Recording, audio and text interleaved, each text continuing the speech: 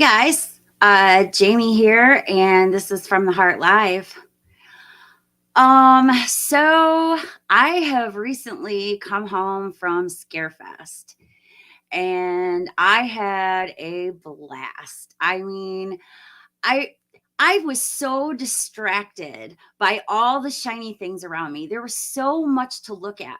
So many vendors, so many famous faces, and I have a story about a famous person that I'll tell you in a minute. um so many famous faces, so many people from region free were there. Now granted, I actually didn't get to see them very much, and it's a shame. It really is, because I really wanted to spend a lot more time hanging out with those guys, but I had a mishap with my phone, and my phone wasn't working properly. I kept trying to keep in contact. See, what I should have done was I should have given a few of those guys my actual phone number. That way we could have kept in contact directly. But because I was relying on my data and stuff and my phone stopped working, I couldn't get in contact with them very easily. It was very difficult for me to get in contact with them. So, hey, Monty, how you doing? Oh, you're at work. Oh, I know. That's terrible. Monty is the only person I got to sign my shirt, guys. I'm going to talk about that too. So this is the shirt I brought with me for everybody to sign. Okay, and it says, if it involves horror movies, pizza, and a couch, count me in, right? And I forgot it the first night. So I didn't even have it the night that I actually saw everybody. Otherwise, if I would have been thinking about it, I could have got it and brought it with me, and everybody could have signed it. But you guys don't even understand how flaky and nervous I was. But Monty did sign it. Monty signed it. So far, I have Monty's on this. I'm going to get everybody else's, because I don't think this is going to be my first horror con, or my last horror con is what I'm saying. I'm definitely going next year. My husband had a good time too.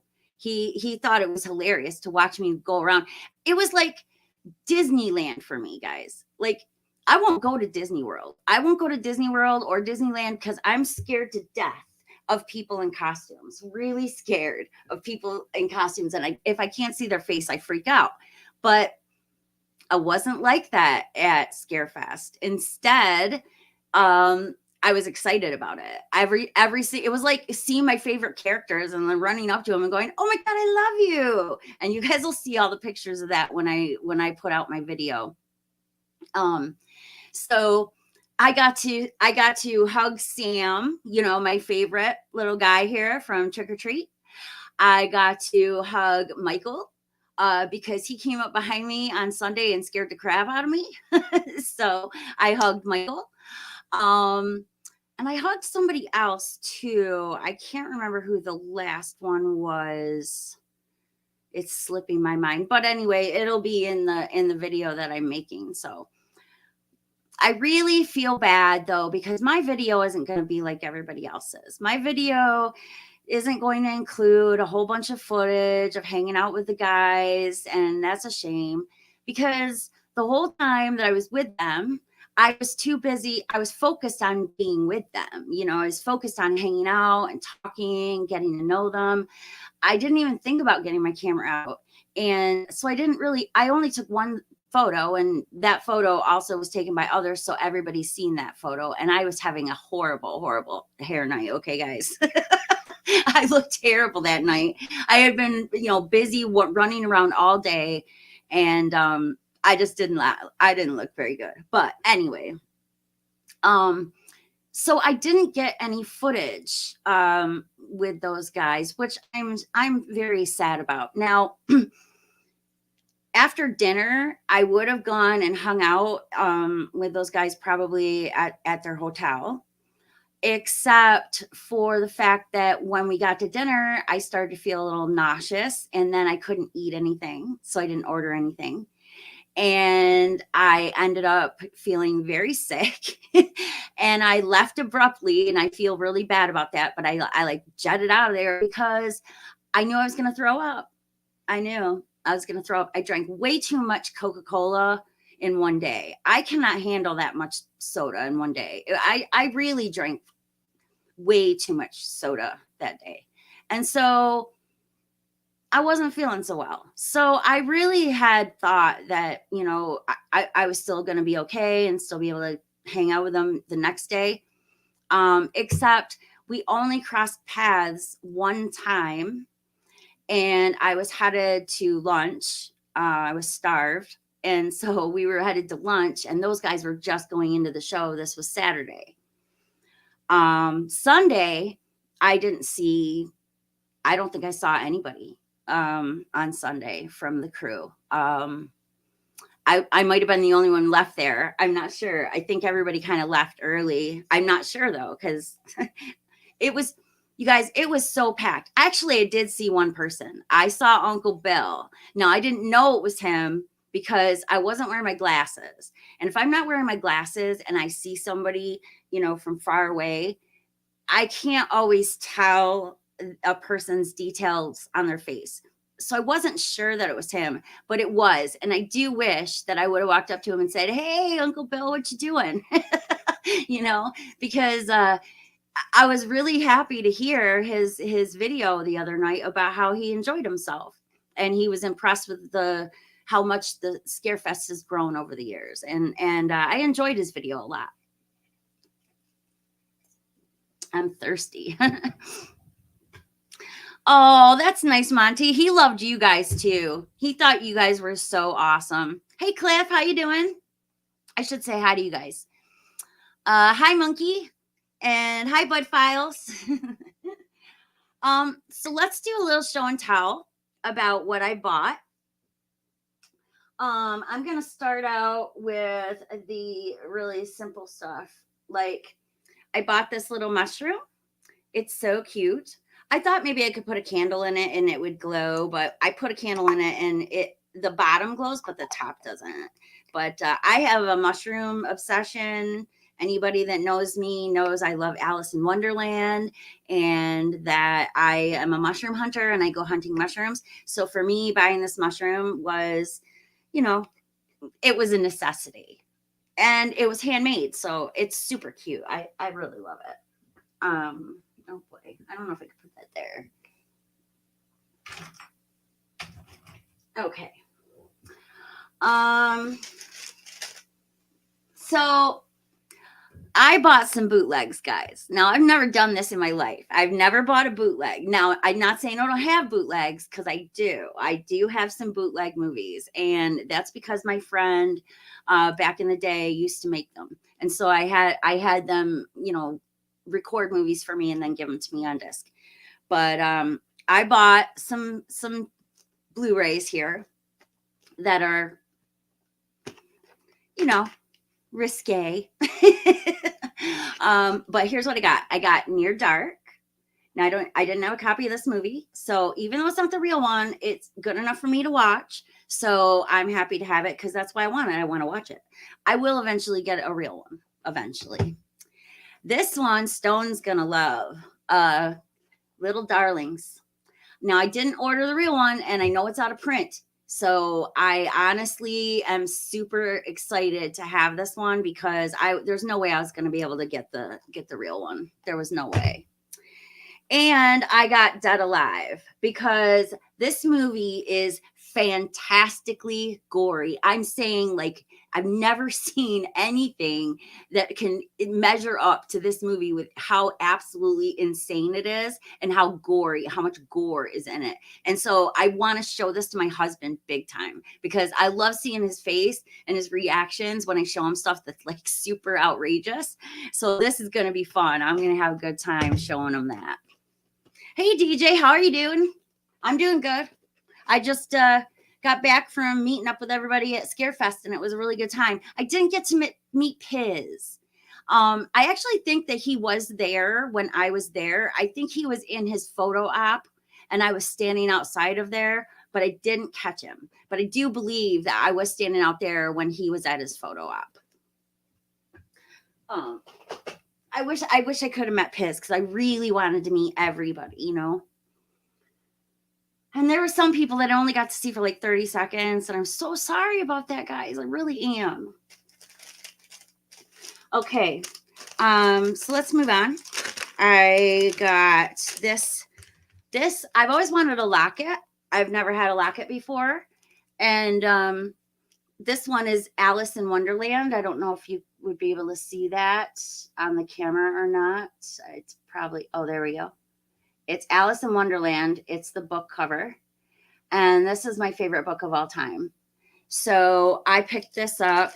Now, I don't normally wear, you know, sterling silver. It's not really my thing. I really like gold, but they didn't have any gold, and I really wanted a locket. It's got 2 spaces in there. I'm going to put my cats in there. I'm going to put a picture of each of my cats. And so, yeah, this was a cute little thing I got, and I liked that a lot. I got some stickers and some patches.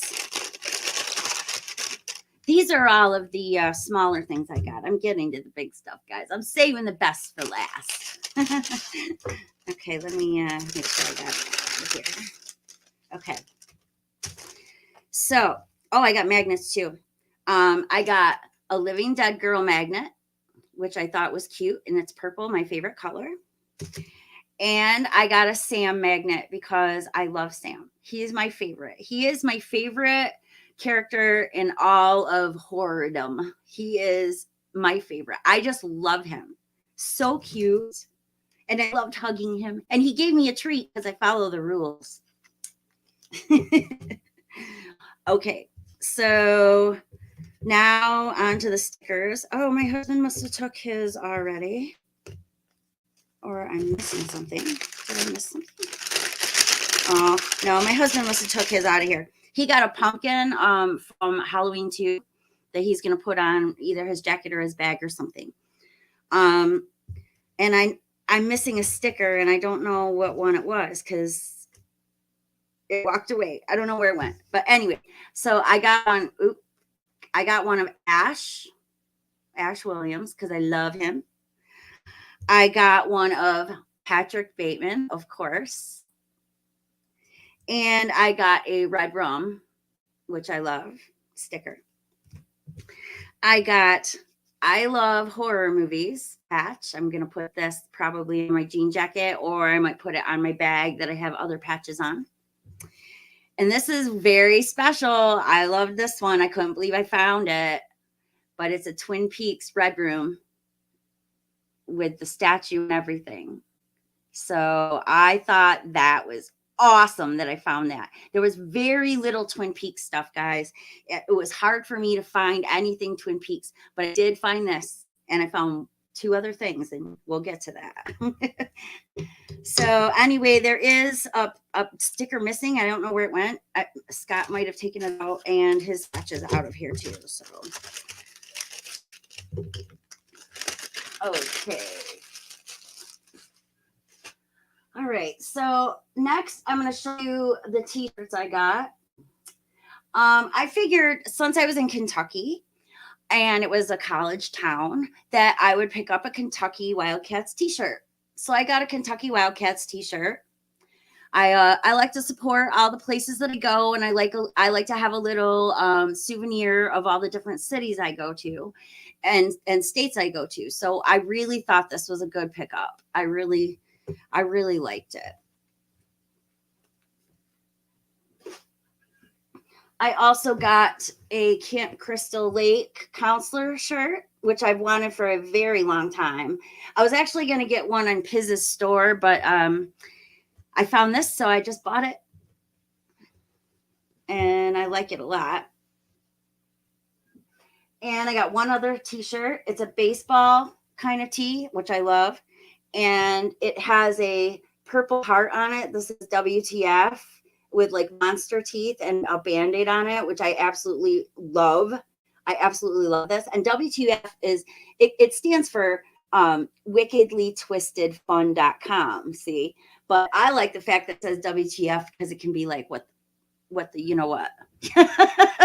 So I love this. I looked for a baseball tee all weekend, and I wanted to get the Scarefest one, but when I went to get it, they were sold out. So I ended up finding this, and I love it because it's my favorite color, and it's just totally me. Okay, now we're getting to the good stuff. This is Cat Bat. Cat Bat. This is my new little cat bat. I love him. He is so cute. Look at his little eyes. They're different colors. He's so cute. Look, he has Pete's. He has Pete's little toe beans. And he's got wings. And his tail is like wired so you can hang him upside down. And I probably will do that somewhere in this room. And I love him. He is so adorable.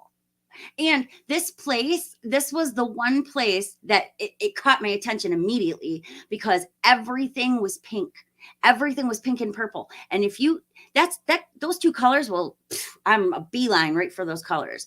And they gave me this in a pink bag. So I was so happy. I was so happy to get that. Hey, Bones. Hey, Brian. Hey, Corey. I know. It was so good to meet you. You're taller than I was expecting. And Dan's shorter than I was expecting. I thought Dan was going to be like a big guy, a big tall guy, but he really was, more average height. I thought he was going to be like, tall. But, yeah, I was super happy to meet you guys. And I really feel bad for rushing out of dinner like that. But I literally had to throw up. So I couldn't stay in there. You guys didn't want to see me like that, believe me. I really wanted to hang out with you guys a lot more too, but my phone messed everything up. And still, we went to Verizon today and they still can't fix it. So I'm getting a new SIM card to see if that will fix it because the theory is that my SIM card is too old to work in my new phone. So we're getting a new SIM card if it works. If it doesn't work, man, am I going to complain to my cousin. My cousin works at Verizon. She's kind of a big wig there. And if I can't get this fixed by the regular Joes at Verizon, I'm going to have to call her up. So, all right. So let's move on. I got this little book. It's just a sketchbook. And I'm planning on these are my tickets, my Scarefest thing, that we wore around our necks. I already glued in my wristbands. I'm going to make this into a scrapbook and thoughts and things like that. It's my little witchy thing. It's my little witchy stuff. So watch out. Watch out. If I write your name in my book, you might be in trouble. All right. This is where things are going to get really good now, guys. Okay. So I got 3 Funko Pops. I got Sam. I found him. He's cute, but he's the least of my favorite of my Funkos because wait till you guys see what I got.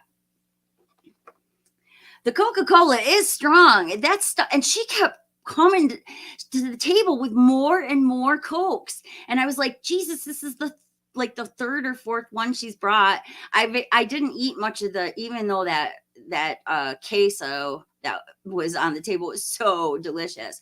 I couldn't eat very much of it. So, but it was good. I really wish I could have hung out with you guys for the night and everything. It was kind of hard watching Lauren's video, knowing I wasn't there, and kind of made me sad. But I got Sam. Hey, Robert. Hi, Ben. Hey, Ben. I do. I have the Death Note.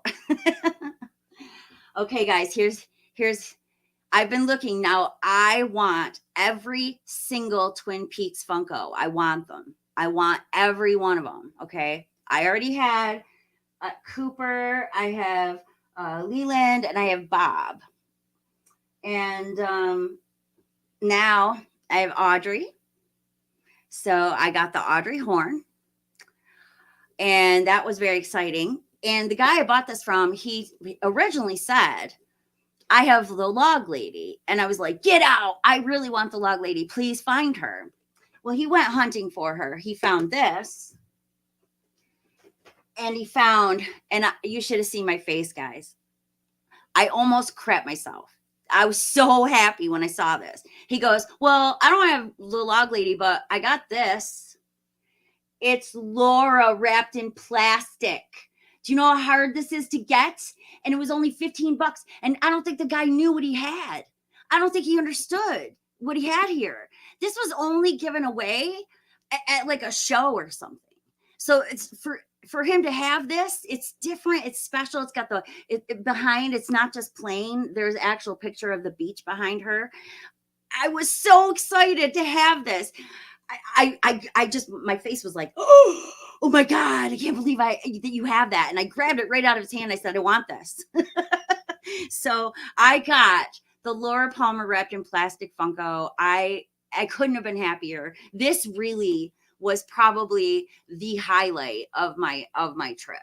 That and the fact that I got to eat a bagel sandwich at McDonald's for the first time since like 2019. I love the bagel, egg and cheese, with the bacon and that terrific dill sauce. And my McDonald's around me hasn't sold them since 2019. So I haven't had one in that long. I got to have one on this trip and it was delightful. And I swear I must have looked ridiculous eating this thing. Scott was laughing at me because I looked like I was, going into a trance. It was delicious. So good. Okay. Well, I'm going to show you this first because I don't want it to fall over and it's already got a break in the glass because of my cat. So I stopped by Bill Moseley's table on Sunday and I got him to sign a picture for me. He said the beat goes on. He put a little heart there because I told him Jamie Hart, but he didn't catch on to the fact that I meant Hart, the name. So he just put a heart there and he signed it and he signed Otis. And I just love that. I love this so much. And now, but you can see down here in this corner. Oh no, it's this one. This corner. It's got a crack in the glass because my cat laid on it. Because he's a little shit. I got a couple of funky posters here. They're not usual. They're sparkly. Like I said, I was distracted by all the sparkly things all weekend. And so I got a trick or treat and it's kind of got a shine to it. I love that. That guy had tons of these, tons of them. And I also got some stuff from him for my son. My son is really into Star Wars and Spider-Man. So I found some like news articles from those movies that he had like framed and I bought them for him and he loved it. So I got the trick or treat one and I got the Lost Boys. Look at the rainbow colors on that. That is fantastic. I can't wait to put that on the wall. I am so excited. I love it. Okay, there's two more things, guys, and then we can chat.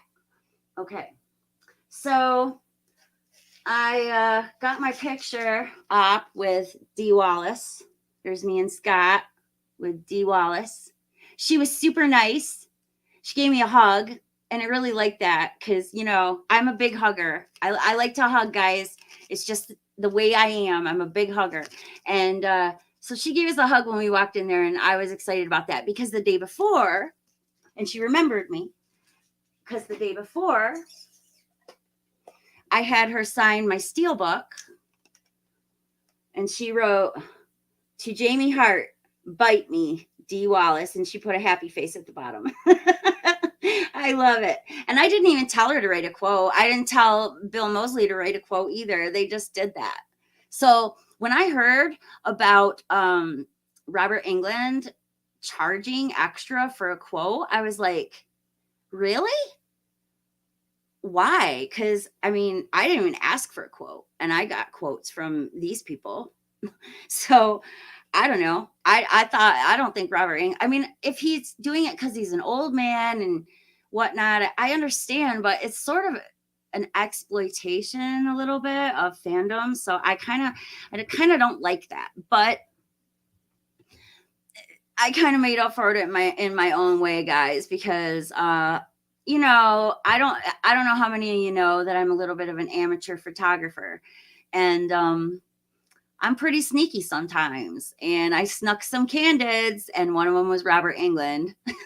So I got a few candid shots of the famous people. At least I got one of Robert England, Lance Hendrickson, and Robert Patrick. I had trouble getting anybody else, but those were the ones I was able to get without people noticing too much. But that's it, guys. That's what I bought. That's all the stuff I got. And it was fun. Oh, sorry. My nose is itching me. I did get my hair cut, as you can see, finally, and it felt great. It felt great. That's another thing. Now the facade is broken. Everybody knows now that I have wrinkles for real and that my hair isn't really like red. It's more of a blonde or a dirty brown or whatever. So the facade is all broken and that I'm not perfect. So I had a good time, guys. I really did. I cannot wait to go next year. And next year, I'm definitely jumping on it immediately and getting the VIP tickets. I really want to go VIP next year. That's another thing. I didn't get to go to any seminars because I literally didn't know where they were. I was so distracted by all the things going on around me that I just completely flaked out on, hey, where's these seminars? And they ended up being downstairs. I really flaked out on that. Okay. I'm sorry, guys. I'm really thirsty. Okay, so let's see what you guys are talking about in the chat.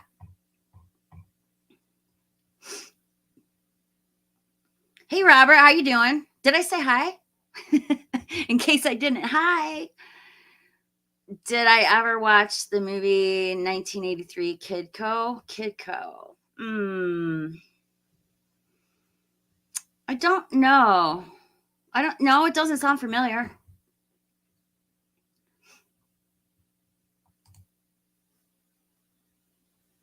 I was watching Cobra Kai messing up Mexican Coca-Cola is stronger. I've heard that. I've heard that.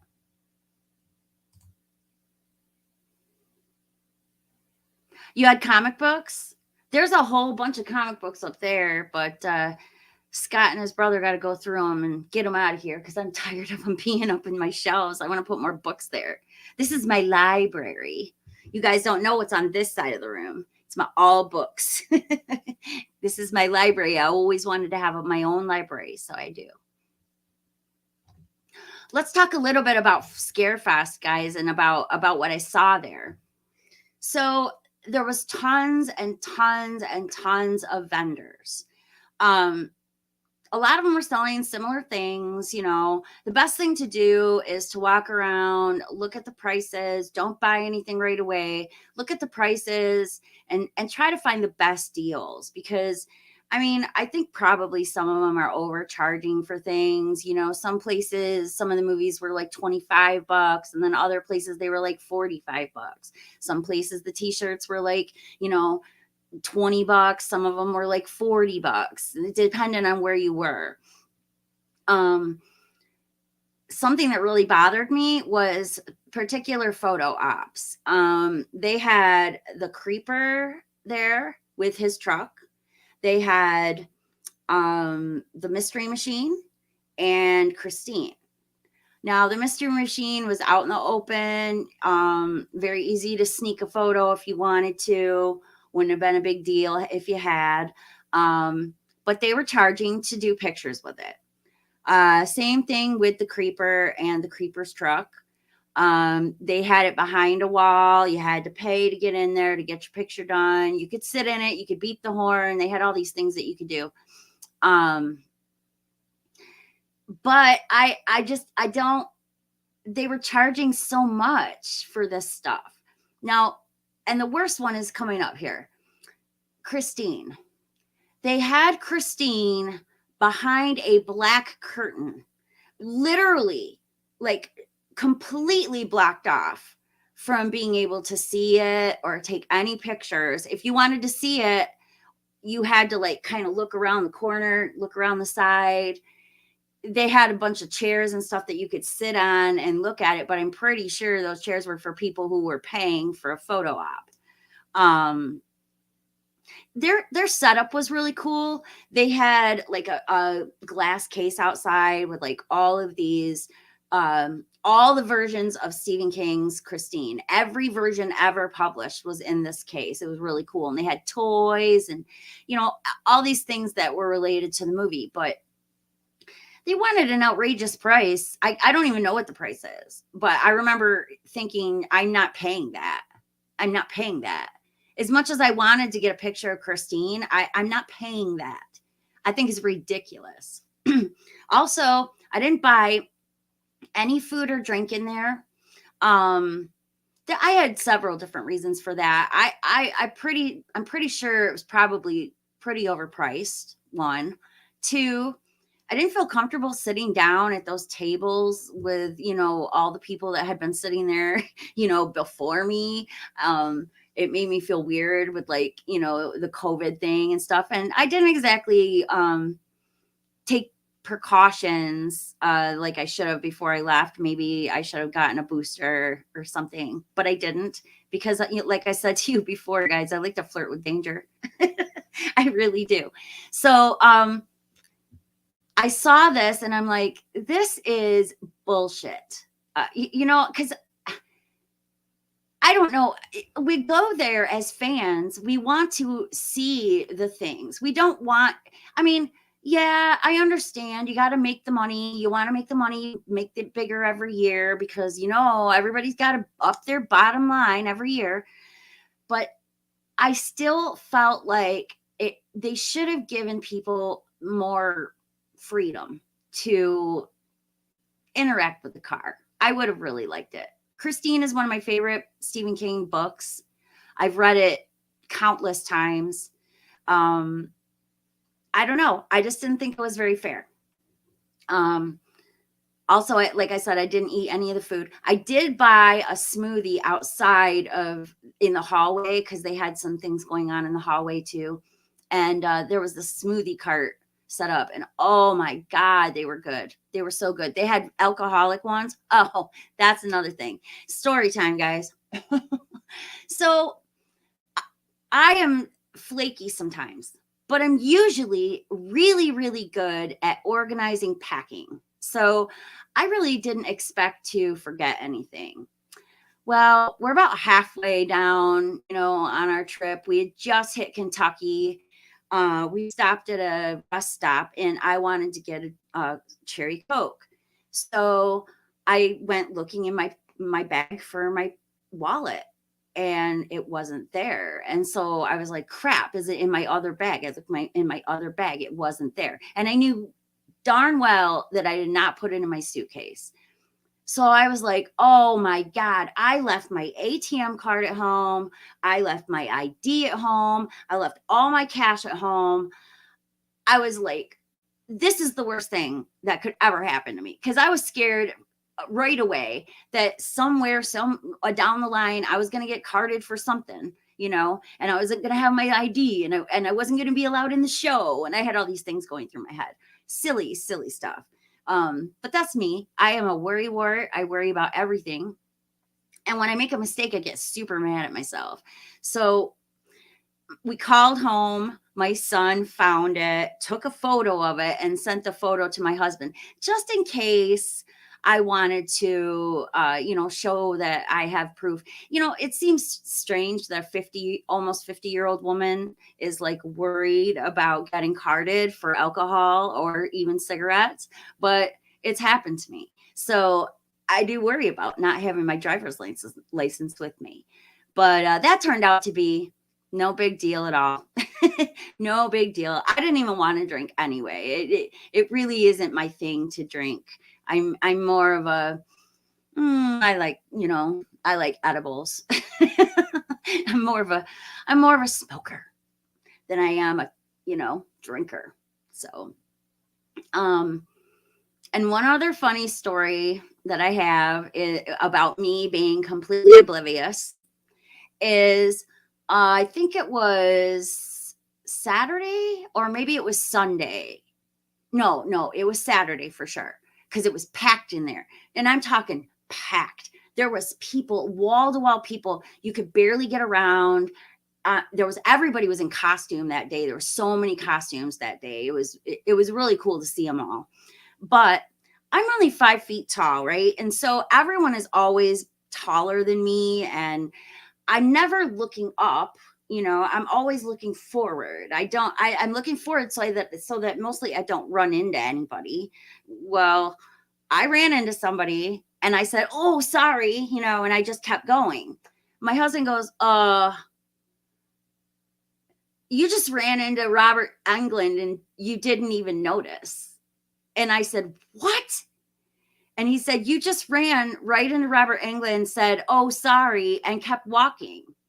And I'm like, "Oh my God." I was so mad at myself, guys, because if I would have noticed, I would have said something clever, like maybe something like, "Hi, Robert, want to suck face?" or something like that. I really was like, "Oh my God, I can't believe that I had that happen to me and I didn't even notice. I didn't even notice at all." And so I was really embarrassed about that. Not that it would have made a difference because he costs $140 to even walk up to the dude. But just the fact that I saw him and I didn't even notice it was him is just outrageous to me. Outrageous. I had a bad experience in a Waffle House. Now, I don't eat in a lot of Waffle Houses because we don't have Waffle House up here. We have IHOP. So I rarely eat in a Waffle House. So I was like, "Hey, let's go to this Waffle House." We had just got to town. I was hungry. We had just walked all the way from our hotel to the venue. And just to see, if it was walkable. Because my thing was, I wanted to make sure that we stayed in a hotel that was close enough for me to walk to. It helps me keep my health going when I'm walking, and I like to walk. I really do. So we took a walk up there. We come back. We're hungry, so we go over to Waffle House, and literally the waitress in there. I don't know if she could hear. I'm not sure she could because she got everything wrong. Um, I couldn't understand one word that the cook was saying. He was trying to fix my order for me, and I couldn't understand one word he was saying. Um, so it was a horrible experience, and the food was terrible. The bacon was way overcooked and the eggs were undercooked. So it was just not a good experience, guys. I do not recommend going to Waffle House. I don't. Maybe if I would have got something different, I don't know. But all I did was I wanted some breakfast, and then we were going to go back to the room and just chill for the rest of the day because it was Thursday when we got there. We left Wednesday, stayed in a hotel Wednesday night, about halfway down. I can't remember exactly where it was. Wherever Kings Island is, we stayed right there. I could see the roller coaster right outside the room and everything.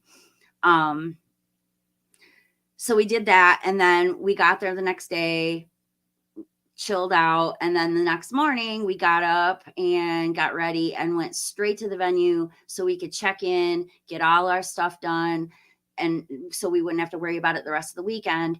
And when we got there was no line. We were right in there really quick. I had my wristband and my lanyard and everything within like 5 minutes of walking into the building. It was really quick. I'm glad I got done with that early because right after, it's like all of a sudden there was this huge line. So we were on the ball with that stuff. But yeah, that's basically the weekend I had. It was really fun. The drive home was fun. We stopped at the Scioto Park on the way back up, and I took some pictures in there because they had some nature stuff, and that place is known for being one of the most polluted rivers ever. It actually caught on fire once. So I was interested to see this river, and they have this like watershed cleanup program, and it's worked over the years, and it's much cleaner now. Um, but they have this whole sculpture park thing, and I took a lot of photos there. But it was a decent ride home, and instead of taking 2 days to drive home, we just took one day and drove all the way, and it was tiring, and I was exhausted when we got home, but I was glad to have like an extra day, just to chill with my husband before he had to go back to work. So all right, let me get back to this chat now.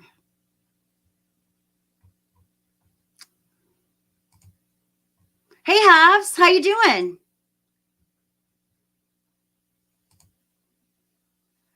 Remember steak, egg, and biscuits? I do. I do. I don't eat those ones though. They had them at that McDonald's that I stopped at, but I didn't care about that because all I cared about was the bagel. I just wanted the bagel sandwich because I love it, and they took it away at my McDonald's. And I hate my McDonald's now. I won't eat there anymore.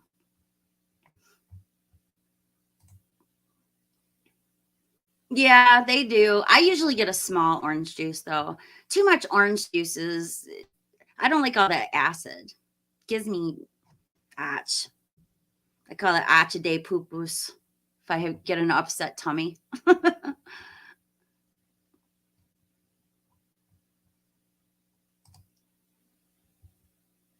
Hey monkey, don't worry or bring up the other night, my friend. No one was bothered by anything. Just have fun, man. What happened? What were you doing, monkey? Were you causing troubles? My cat doesn't times two. I got two turtles, cut shell cat. What?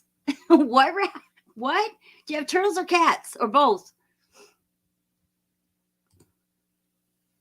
Yay, have fun. Yes, everybody have fun in here. This is the fun place. We're supposed to have fun.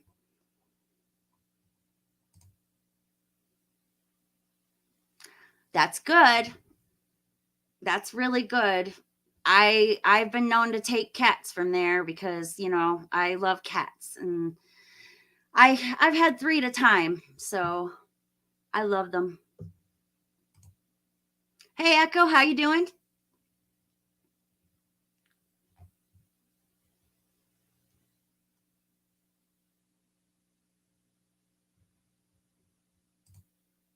What's the name of everybody is going to come back soon? Did you miss a word? Oh, bless you, Robert. God bless you.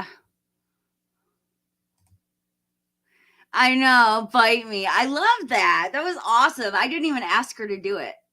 That was genius, really. It's my favorite. It's one of my favorite movies of all time. It had a huge effect on me. It was part of my um progression of becoming a horror fan. Um and she might be the cutest werewolf I've ever seen in my entire life. She was adorable. I hated that she gets shot at the end. I wanted to ask her if part of that was inspired by a real life incident with this woman, Christine Chubbuck. Um, she actually did shoot herself on camera, and she said very similar thing about keeping up with the drama on TV and all that stuff. So I don't know. I was going to ask her about it, but then I was like, no, I don't want to ask her about that. I don't think she's the right person to ask that question to. So I didn't. Ghost Rider's coming back. I heard that. I heard that. I'm good with that. Oh my gosh, this just jumped. This thing is crazy sometimes. You guys ever notice that? How this thing just jumps around?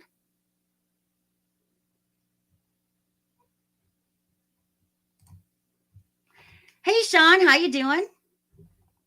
Just talking about Scarefest. I'm about to get when I get to the bottom here, I'm about to start talking about Halloween Ends. So I bet you guys are curious about my thoughts on that, huh? I've been keeping it inside for 2 weeks because I really meant to stream about it when I first got back, but I was so busy trying to get ready for Scarefest and everything that I just decided I was going to put it off. I'm talking about the Wallace Stone. He's been gone for a while. Oh, I think they got divorced. If you're talking about Oliver Stone and Dee Wallace being married, I'm pretty sure they got a divorce. Hey Dan, how you doing? It was awesome meeting you. I really liked it. I really loved meeting you guys. I really am sad that I couldn't spend more time with you guys because I really, really wanted to. And it's just that shit didn't work out that way. I had, it's like I'm having the worst year of bad luck and just all this crap keeps happening to me that I don't want to happen to me. And then nothing goes the way I expect it to. So I don't know. I really did want to go back to the room with you guys that night and hang out, maybe have a shot or two. But I got sick and had to go. I had to abruptly leave. And I hated that. And I'm so sorry about that. I felt terrible about it. Especially when I saw Lauren's video. It made me feel bad because I really wanted to be there. And I don't know if you were in here to see the t-shirt that I brought for everybody to sign, but I brought this for everybody to sign. And the only one I got to sign it was Monty because he was the only one that I saw when I had it. I didn't have it Friday night with me, and I was expecting to see you guys on Saturday, and I didn't. But it says, if it involves horror movies, pizza, and a couch, count me in. And I thought that was a perfect t-shirt to get signed by all of you peoples. So next year, I'm bringing it with me, and we're going to get everyone to sign it. When I saw you guys signing those posters, I was so jealous because I'm like, I'm an idiot. I totally forgot my t-shirt.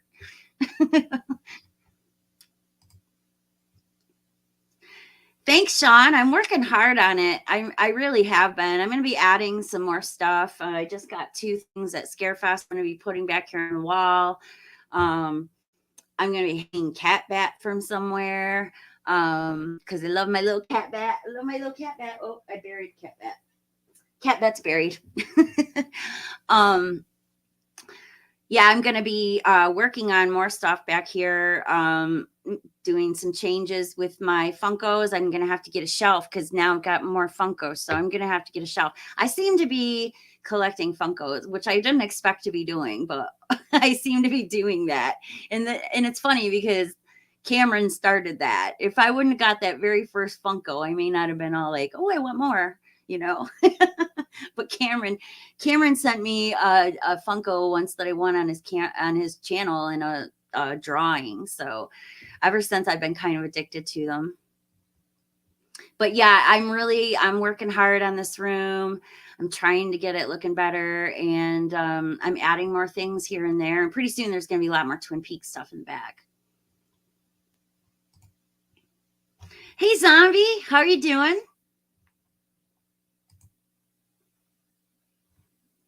What about Norman Reedus? I love him. I do. I love him. Norman Reedus could get it.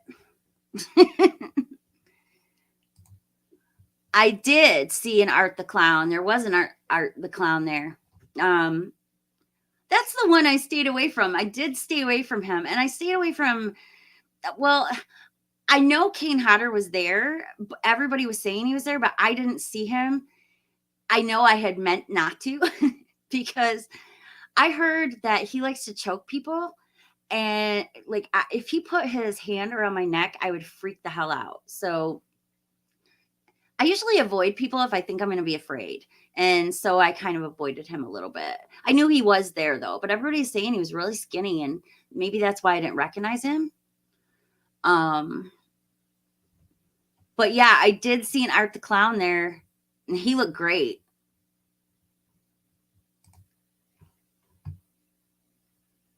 He's going to be in the new Saw movie? Awesome. You ever seen that movie Gossip with him in it? It's got him and who else is it? Lena Headey. Um, oh gosh, what's his name? The one who plays Cyclops in X Men. Um, can't think of his name right now. And yeah, I like that movie a lot. Gossip. You guys should check it out.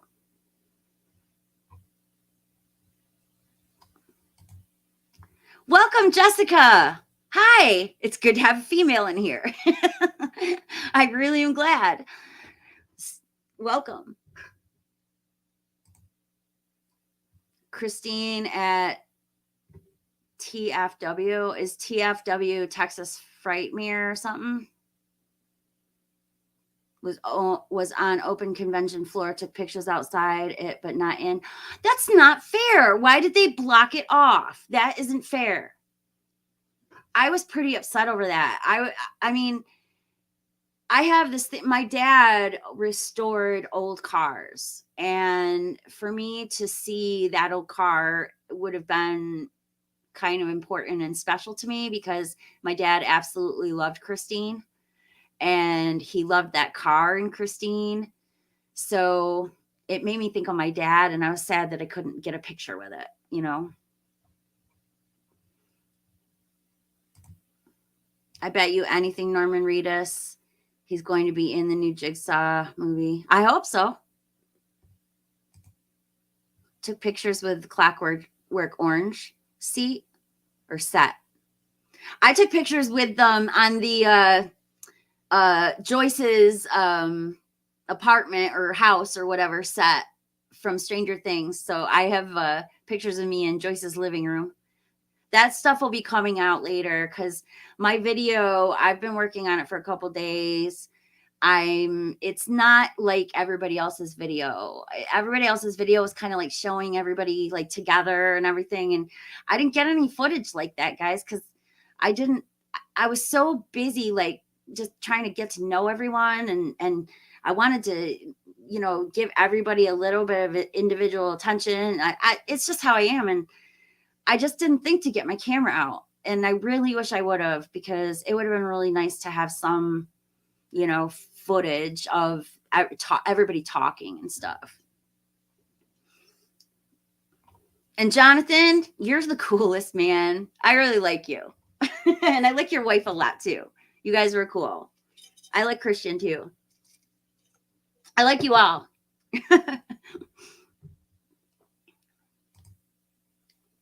Man, back in the days, I went to Walmart. I bought ices. Ices. Ices? I hate Walmart. They're the devil.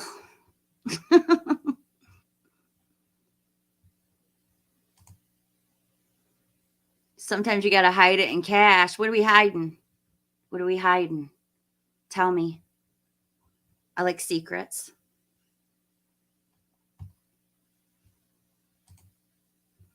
Saw Lauren's video with you, Jay, Hannah Piswell, and the rest. Yeah, I wasn't in it though. I mean, I was in it. Somebody was talking about me, but I wasn't physically in the video. You can hear my voice when I'm talking to Jay outside the restaurant, but I wasn't in it. But there is a section where Monty says, I was surprised to see Jamie pop up, and Nick says, yeah, I only saw her for like 30 seconds. Sorry, guys. I'm sorry.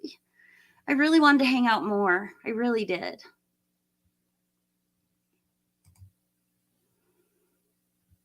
Oh no, here come the regrets. These things happen though. Everyday human errors. Yeah, I mean, I have a few regrets, like running into Robert Englund and not saying something clever, or walking up to Dee Wallace and all of a sudden getting really tongue-tied and stuttering over what I wanted her to write because, she's like, this is E.T.'s mom. This is the lady from Cujo. This is the lady from The Hills Have Eyes. I've been watching her ever since I was little. And it was I was completely starstruck. And Bill Moseley, not so much. I felt a little more comfortable talking to him. I liked him. I like him a lot. I told him he liked my tweet. He's like, oh, he probably doesn't remember.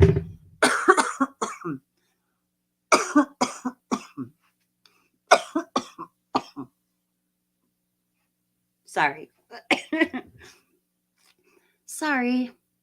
Little tickle in my throat.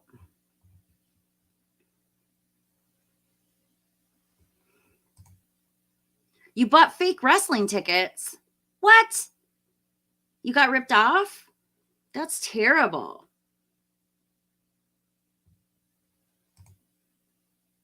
Are you talking about me? I definitely have problems. I only drink during this time of year for pumpkin beer. So good. And I'm more into the Mr. Green Thumb stuff too. I know that song. I saw them in concert, Cypress Hill. I saw them in concert and it was fantastic. I mean, they were the last one on stage. I saw who was there? It was the Fugees, Busta Rhymes, and um, Cypress Hill. And it's funny because they had that big blow up Buddha guy on the stage. So every time I watch Bully and I hear Michael Pitt talk about that, I'm like, oh my God, I was there. I saw that. Also, as soon as they came on stage, people in the audience, I was on the floor, I was in the 15th row. People in the audience were like, all of a sudden everybody was lighting up and they were just passing it around, right? Well, I got past something. I smoked it thinking my friends were passing me, regular old whatever. And all of a sudden I could not feel the bottom of my legs and I felt like I was floating and I was messed up for hours. So I have no idea. I would never ever do anything, without knowing what it is. It's just not in my nature. And I've never done coke or any of that stuff, never done any of that. Just smoke a little weed. And I was like, what is in this? And all of us that were at the concert together, we all said the same thing, that there had to have been something in there. And I had no idea even where it came from. But yeah, that concert was good. I had such a good time at that concert. Kiss one back in the 1980s, Cool in the Shade. I wanted to see Kiss in concert. I couldn't see them. My mom went and saw that instead. She didn't take me. I was very upset. She went to the concert. She brought me back a freaking t-shirt. I was like, yeah, thanks. I like smoke and edibles. I like to drink. It's not that I don't like it. It's just not something I choose to do. I only do it socially. And it's mostly just beer and wine. I'm not really all that great when it comes to hard liquor. I weigh 116 pounds and it takes me 2 shots and I can barely function or I'm giggling. 3 or 4 shots, I'm going to be not able to see. And if you get me on 5 or 6 shots, I'm going to be on the floor.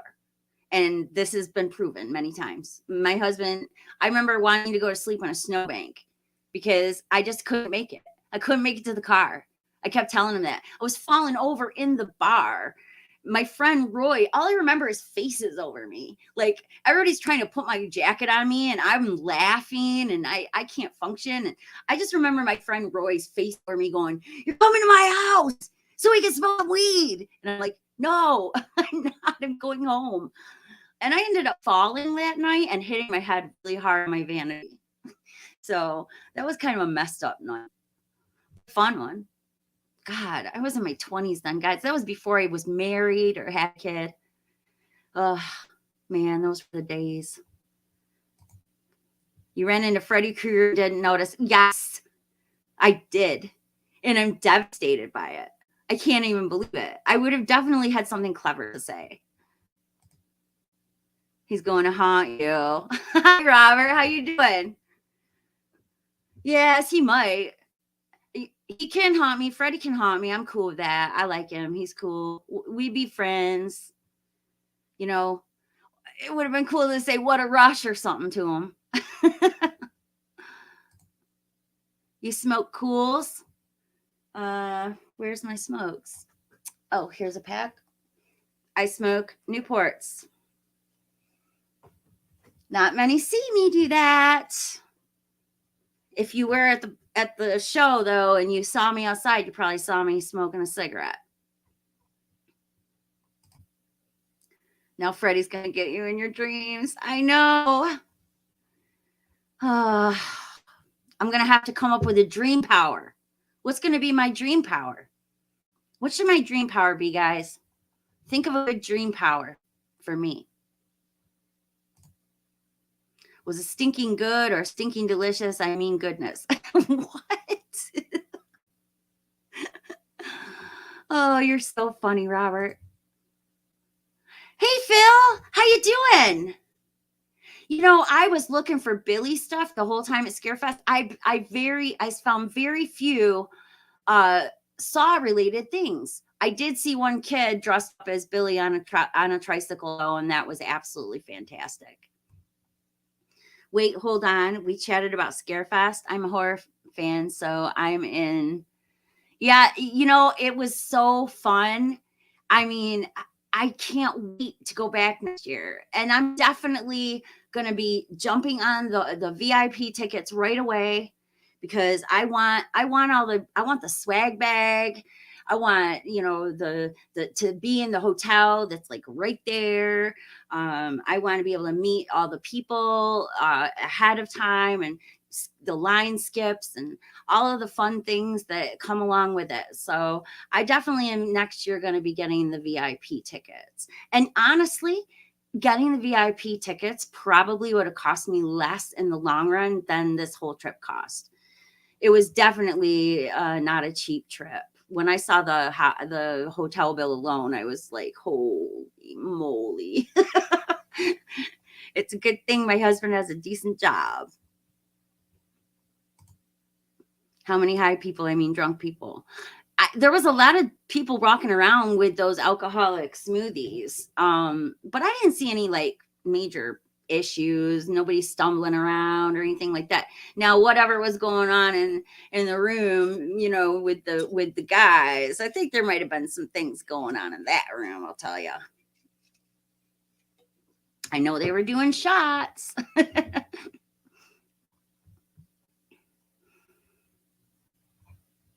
Let's see. Was it to Cook from Sleepaway Camp 1983? I didn't see the cook from Sleepaway Camp there. Was he there? I don't. Ew. I hate. Ugh. Ugh. I wouldn't want to meet that guy. That guy grosses me out.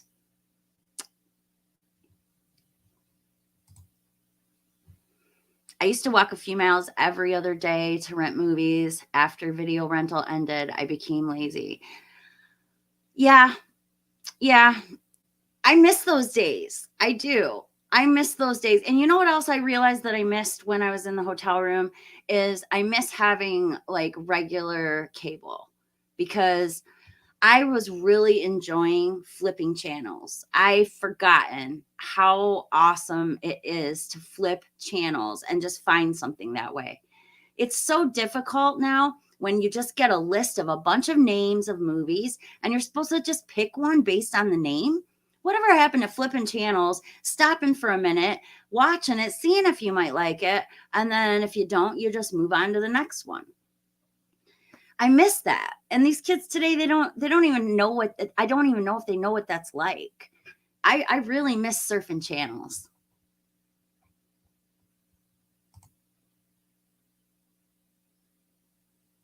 I could have went back and back in days from Luke Perry. What? I miss him. Hey, Big T, how you doing?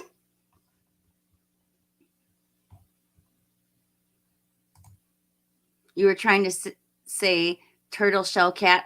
Oh, yeah. I do have a cat that's kind of like, you know, spotted like that. You could call it roan or something. Not really a calico, but he's got markings that are kind of like that.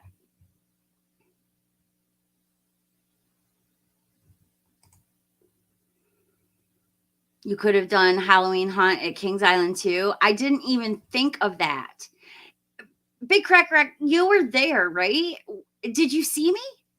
Because I mean, I would have liked it if you would have come up and said, "Hi, I'm Big Crack Rock." I would have loved that. I would have loved that. And if you don't want anybody to know what you look like, I will never tell. I will never tell. I will always keep it a secret. I'm good at that. Is Ghost Rider going to be Nick Cage again? I don't know. I don't think so. It would be nice if he was, but I think they're going to do a total reboot with a new person. That's kind of the gist I got. What's good, zombie? I heard they're trying to get Keanu Reeves. Oh my God. I would love that. Well, I don't know. Let me think about that for a second. He might not be exactly right for that part. He's not crazy enough. I don't think he could play crazy like that. Ghost Rider needs somebody who's kind of got a little wackiness, you know? I don't know if he could do it. He's too straight laced. So I don't know. But I do hear he's trying to get a Constantine 2 made, and I really like that. And I've been waiting for that for, 2 decades now? Almost.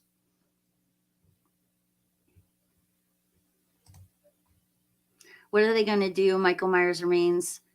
Remember 1983 when Superman fights Superman and Superman 3, Michael Myers got the metal grinder in the junkyard, not Superman. I remember Superman 3. Is that the one with Richard Pryor in it? I don't know. I don't know what that has to do with Michael Myers though, bud. What Ghost Rider character since Johnny Blaze comes out on She-Hulk? Johnny Blaze is in She-Hulk? I'm kind of behind on TV shows right now, guys. I'm behind on movies too, but I'm definitely behind on TV shows. I need to catch up on some things. I heard the people that made Dark are making something new, and I'm looking forward to that because I don't know if you guys have ever seen Dark, but if you haven't, it's awesome. And don't worry about subtitles. The dubbed was just as good. I mean, I didn't even notice that they weren't speaking the right language. It was so good. It's such a good show, guys. Seriously. It's in my top 5. Maybe top 10, but most likely top 5. I love that show. Bored on YouTube, stumbled in here. What am I watching? You're watching me babble on about nothing, basically. I went to Scarefest, and I'm babbling on about Scarefest, and I'm babbling on about basically all the mishaps that I had during it, and what I liked and what I didn't, and what I did a show and tell of what I bought. And I'm pretty soon going to be talking about Halloween Ends, which we'll get to that in a minute. Okay, I'm trying to get you through your stuff. Oh, I'm sorry. I wasn't quick enough. I'm sorry. I try to be quick, but I'm not fast. I'm really sorry.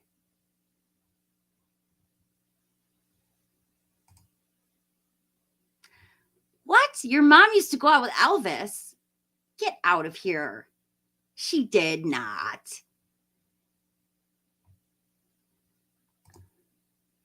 You're welcome, Jessica. I'm glad you're in here. It's rare for me to have another female in here, and I'm really appreciative of that because I don't get a lot of female watchers. I mean, I look at my analytics all the time, and it seems like almost all my watchers are men.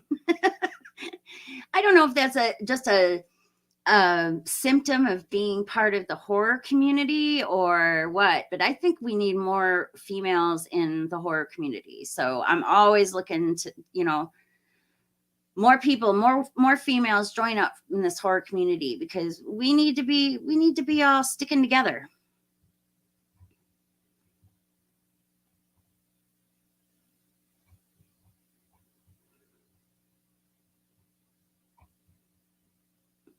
Oh my gosh, Robert, you're blowing this up to the point where I can't catch up.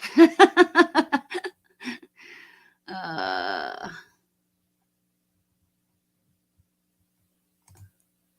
Mini Kiss Band. What is that? Is that a cover band? I did behind a curtain. I wasn't happy about that at all. I mean, I was really upset over that being behind a curtain. It felt, I don't know. I mean, I understand they have to make money, but it just it was overkill, you know? We don't trust you. We're going to put this thing behind a wall. Well, thanks for the trust, man. I think people would have still paid the money if it would have been out in the open. Nah, that's just my opinion.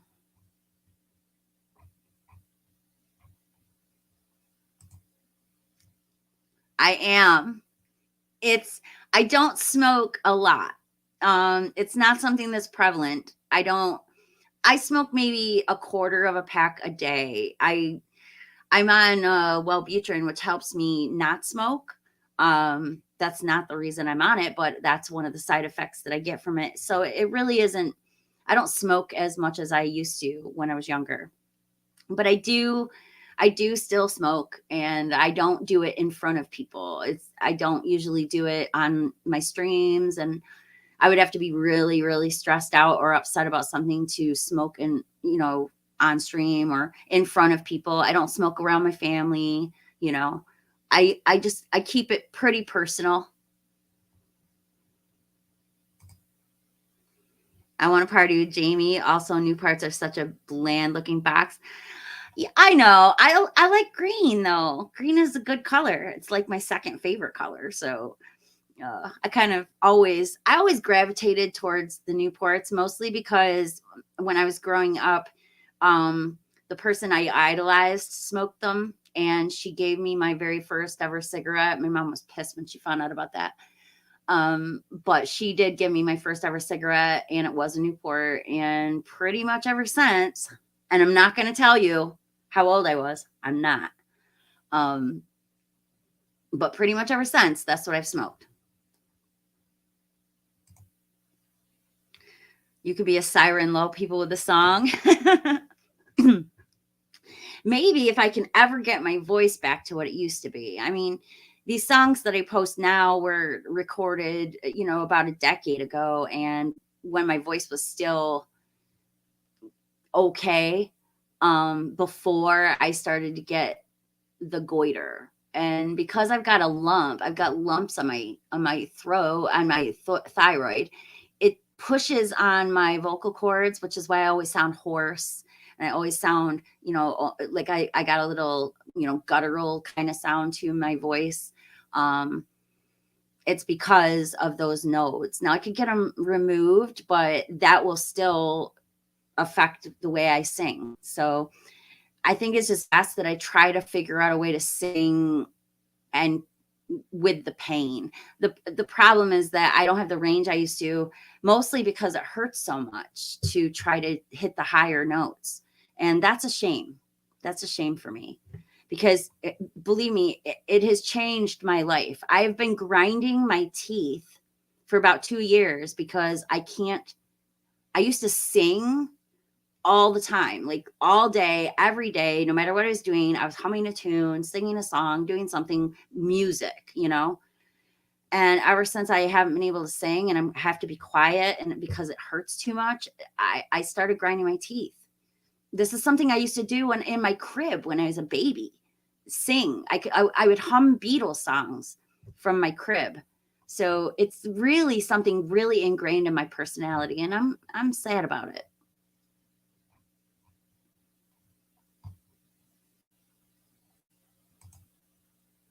Can't smoke, lungs are bad, so jealous of those who can. Yeah, don't be, because it isn't good for you. I really shouldn't do it. I should have quit long ago, to be honest. But uh, I have very few vices, and that's one I'm still holding on to. And I'm kind of like my dad in that way. My dad wouldn't quit either. Your dream power will be to summon Dee Wallace to save you. As a werewolf, hopefully, she can tell them to bite me.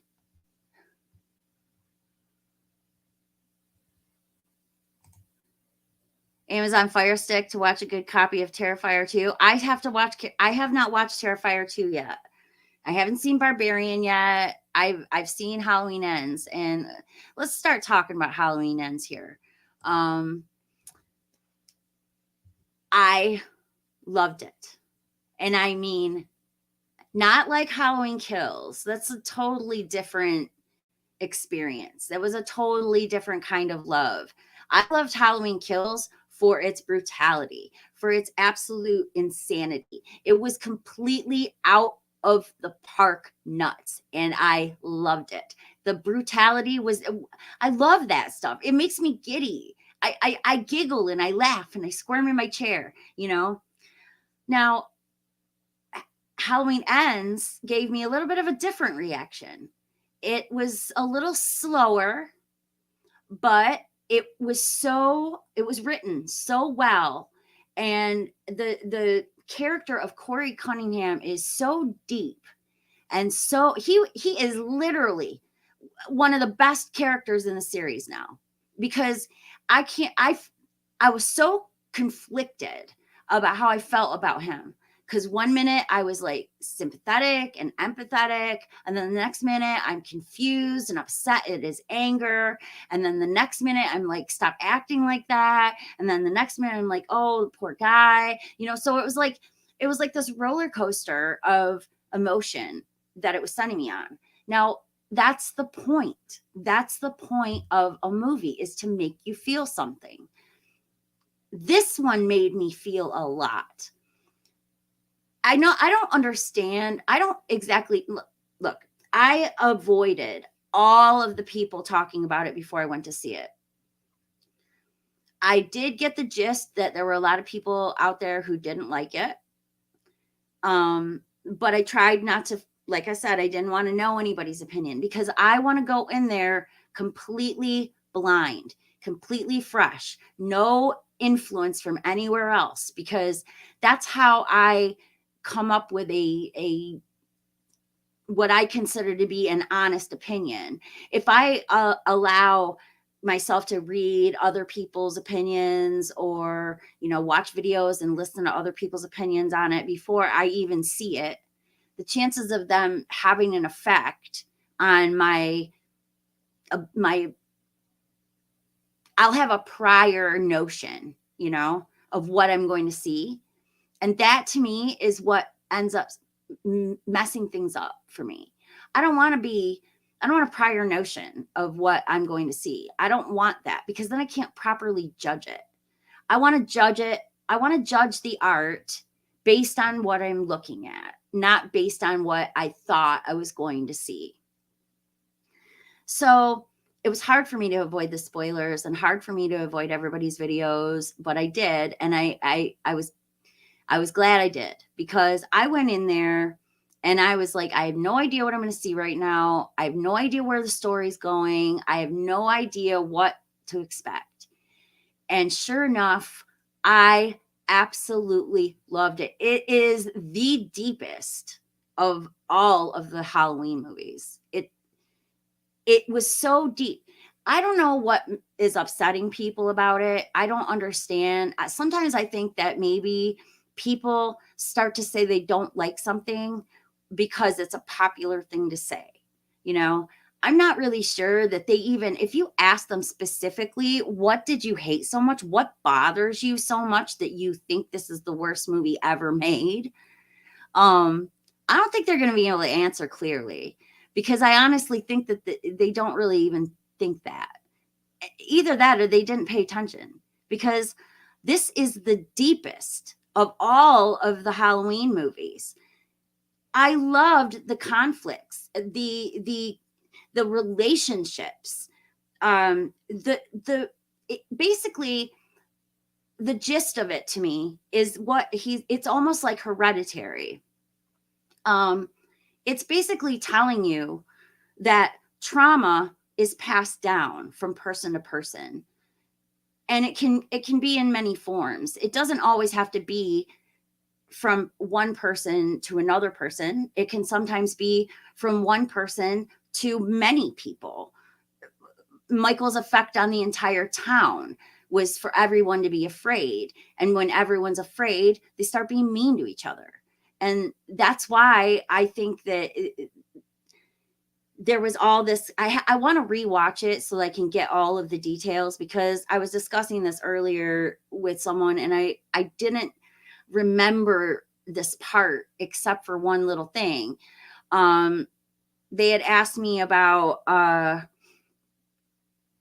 something about people yelling at Lori, or was it an insult to Lori? They were yelling at her about something about a crippled guy or a handicapped guy. And I can't really remember the whole incident in the movie, but what I do remember thinking was it was willful. She was being willfully rude. So in order to insult Lori, but it wasn't necessary. You know what I mean?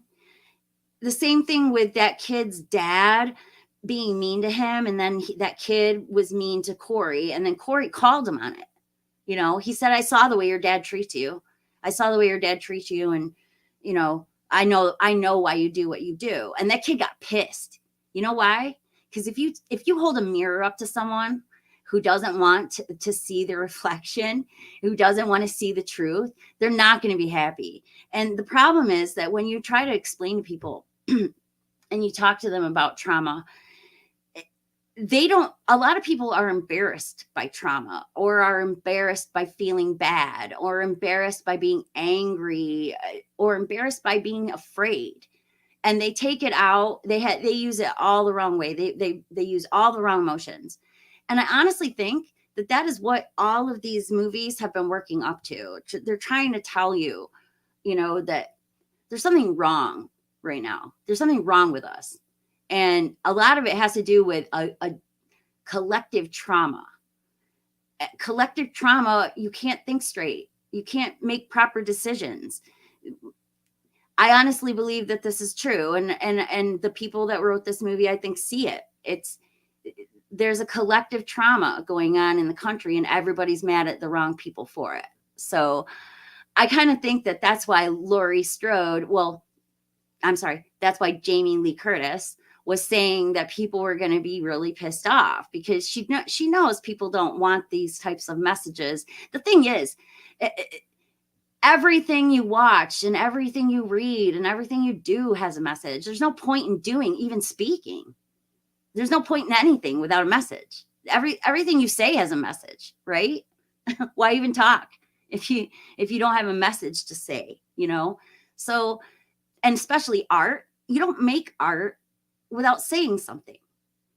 Even a sculpture has meaning, It may only be a meaning to one person, but it does have a message.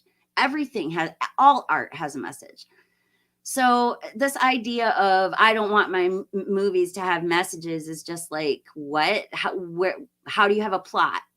How do you have a plot without a message? How do you have anything without a message? Anything with a message might as well just be people just running around with a machete, just killing each other. Because you have to have,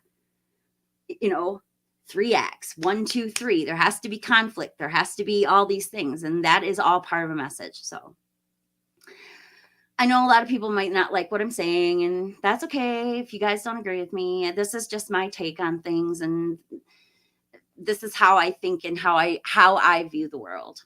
I view the world through this type of a lens. And my main thing and my favorite thing about movies and about books is trying to figure out what is being said in between the lines and behind the curtain. It goes right along with my whole love of David Lynch. David Lynch is nothing but symbolism, right? Well, that's not totally true, but a lot of it is, and he knows it. And I've spent a lifetime, trying to decipher symbolism. I like symbolism. I like learning about it. I like figuring it out. It's like puzzles. So the way I feel about Halloween Ends is that it's trying to send a message, an overall message about fear and how we react to it. And that we might not always react the way we should to fear, because a lot of times we're so wrapped up in our own fear that we forget about the trauma that of other people, that other people are going through their fears, and we end up taking it out on each other, and that's really a shame. It really is. Now, there's other aspects to the movie that I have questions about. I'm still trying to put it all together. I'm trying to understand if there is not psychological. Oh my God. If there's a supernatural element to it. There's a lot of people talking about, like the transfer of power. Lori talking about seeing Michael in his eye and Corey's eyes. I'm not sure that that's meant to be literal.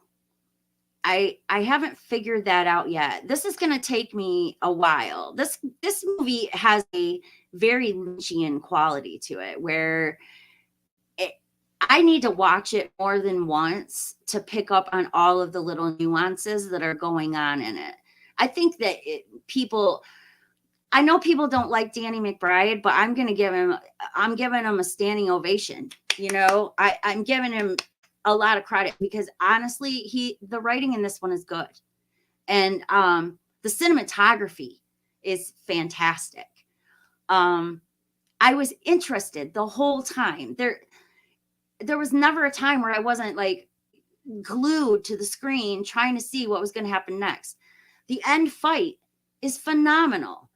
And absolutely 100%, I loved that they put him in a grinder. Yes. Thank you. Thank you. Because I got to tell you, guys, I've been around since 1973. I saw the very first Halloween movies, or the very first Halloween commercials on television when I was 5. I saw Halloween 2. I've been around for every one of them. I'm spent. We got to give up on our boogeymans and find new ones, because this constant rehashing of old boogeymen, how are we moving forward? How are we moving forward if we're always rehashing? We need to get rid of these boogeymen. I'm done with Michael. I'm done with Jason. I'm done with Freddy. I've already grown up watching them. I don't want to see anymore. I don't want a reboot. I don't want somebody to take something that I love and then remold it. I'm done with it. I am done with it. So I am super glad that they did that, because he's not coming back from that, guys. And everybody can go, oh, this theory, that theory, oh, maybe Corey wasn't really dead. Maybe he's going to come back. Or, oh, maybe Allison's pregnant. She's going to have a baby. And it's going to be, the trauma will pass down again. Sure. Okay. I guess. But do we really call that Halloween? I mean, I don't really think so. And I don't want it to go on. I don't want it to go on anymore. I want it to end. So the fact that they put him in that grinder means he is gone. He is not coming back. How's he going to come back from that? It's not possible.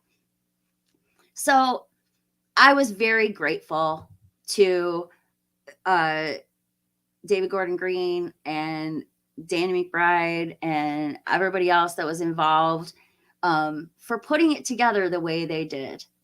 And I really think they put a lot of thought into it. I really enjoyed it.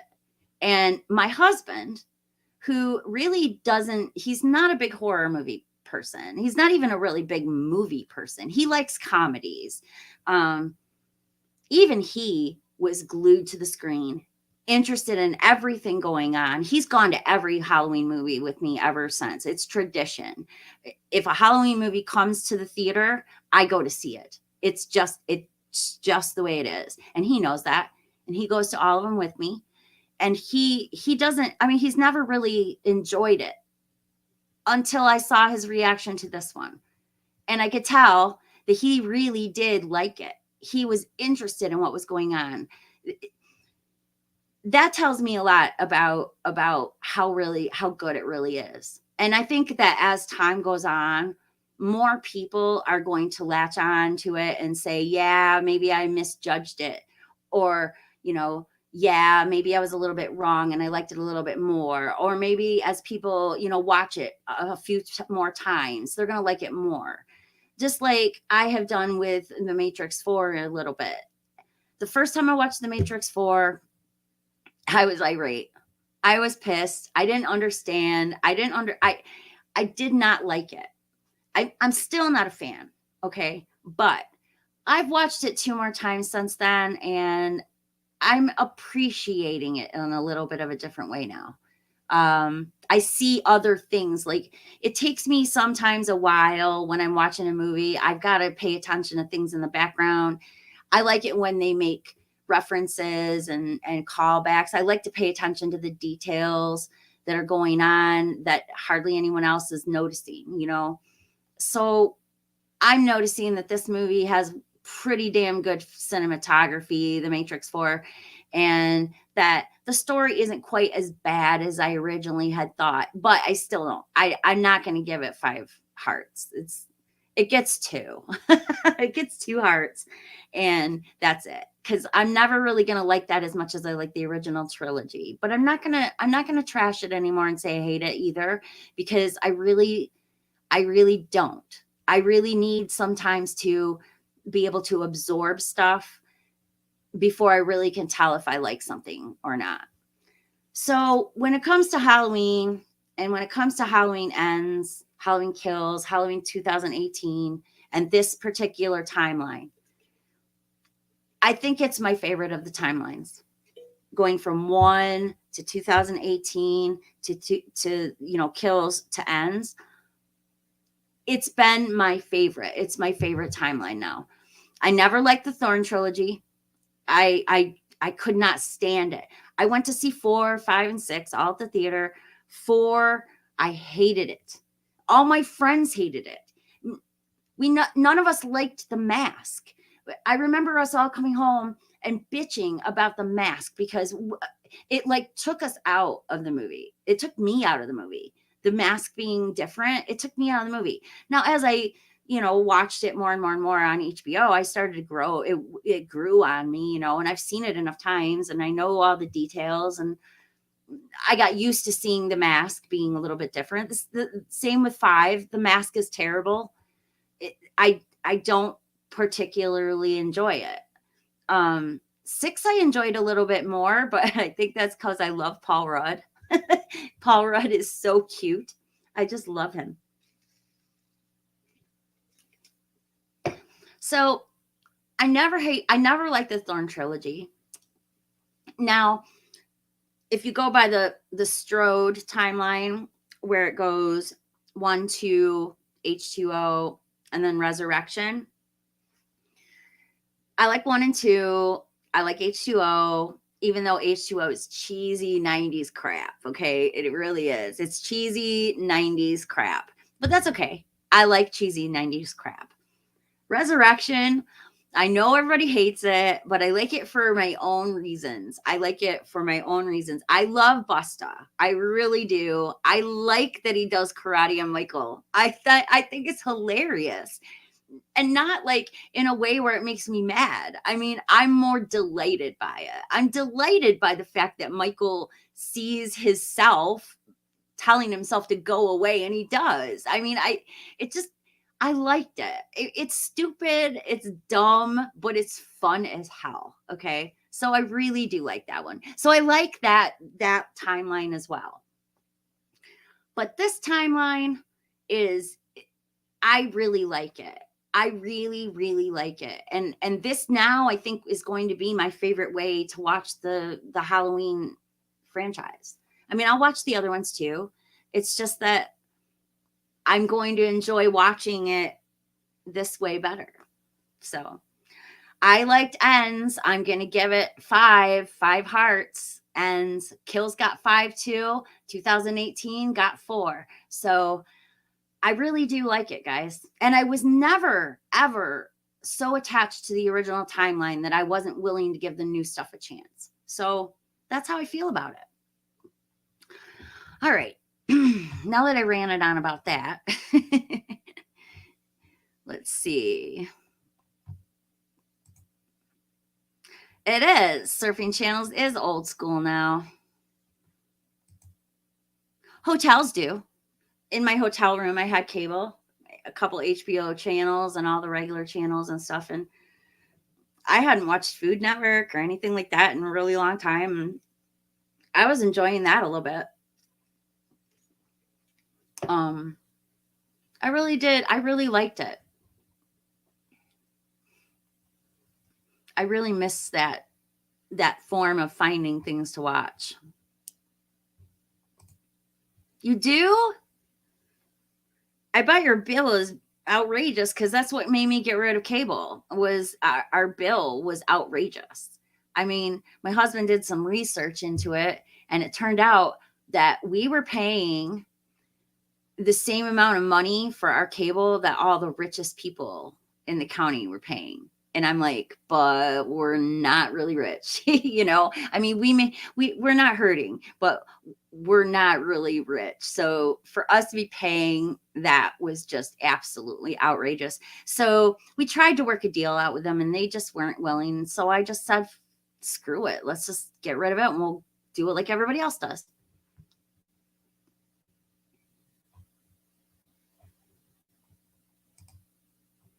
I met a couple of guys at the TFW a couple years ago, Jay and Hayden. I met Jay. I love Jay. I really do. I love Jay. Jay cracks me up. He's so funny. He's got the best sense of humor. I love how he comes on at everybody's show and he goes, hello. It's so cute. I absolutely love it. What's TFW though? Is that the Texas Frightmare one?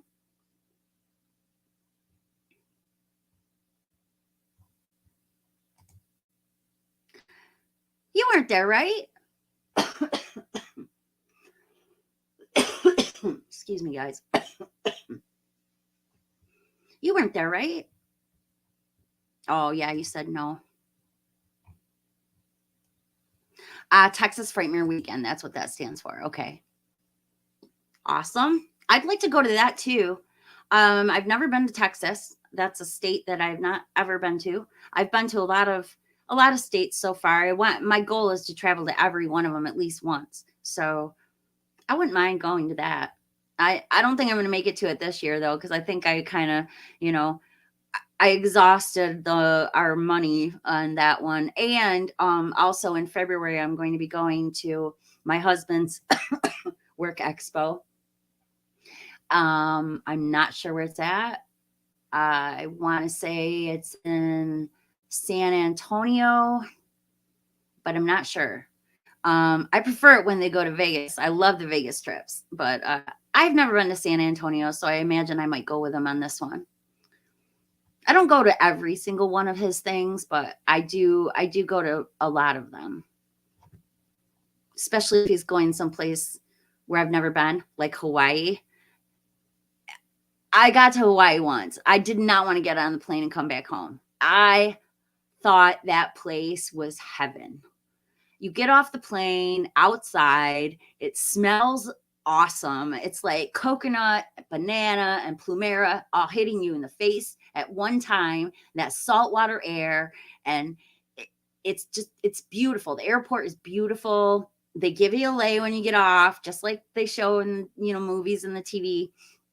And it's every single day is 80 degrees and sunny, and it rains once a day, and you get a rainbow every day.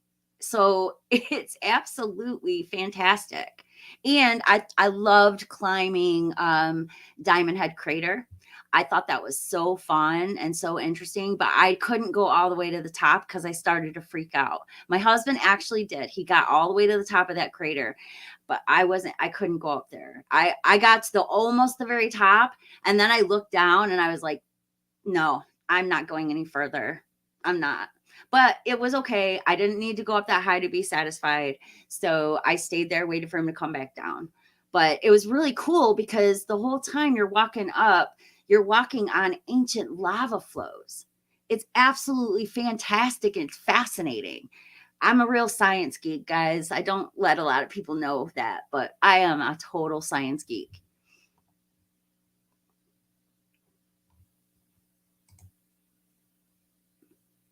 My eyes are busy trying not to step on people most of the time. Yeah, well, I was trying not to get like, do you know what it's like to be 5 feet tall and like everybody's bigger than you and you're like breathing in like everybody's expelled air? I hate it. I really do. And so it's hard for me in a crowd. I do have a hard time in a crowd finding people and paying attention because I'm always trying to look where I'm supposed to be stepping so I don't run into anybody or I don't get knocked over. It's it's funny. There were so many people there. But did you see me? If you're ever at one of those again, I hope you come up and say hi because I would really love that. 4 episodes left of The Walking Dead, and then is it done? Like done? Because I never even watched that show. I never even watched that show.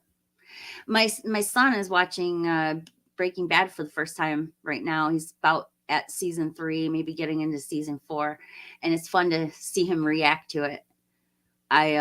It's one of my favorite shows of all time. I love that show. Did you watch a show with Drew Barrymore in it when it was on Netflix? You mean Santa Clarita Diet? I didn't. I know it was good though. I wanted to watch it. You can still watch it, I think. I think it's still on there. I might go check it out one of these days. I was upset that they canceled it because I had heard by so many people that it was good. So I was surprised when they canceled it. But yeah, I'm probably gonna watch that show. How many conventions? This was my first ever. So I was pretty starstruck and I was overwhelmed by all of the things going on around me and all the shiny things and all the things to buy. And I had to try to control myself because my husband was pretty cool. He wasn't saying no to anything. He didn't look at me and go, no, you can't have that. He was so cool about letting me buy the things I wanted to buy. So, I tried to be frugal and respectful and not spend all of his money on junk. But I had a good time and I'm definitely going to be going to another one. Definitely. Hopefully the same one next year.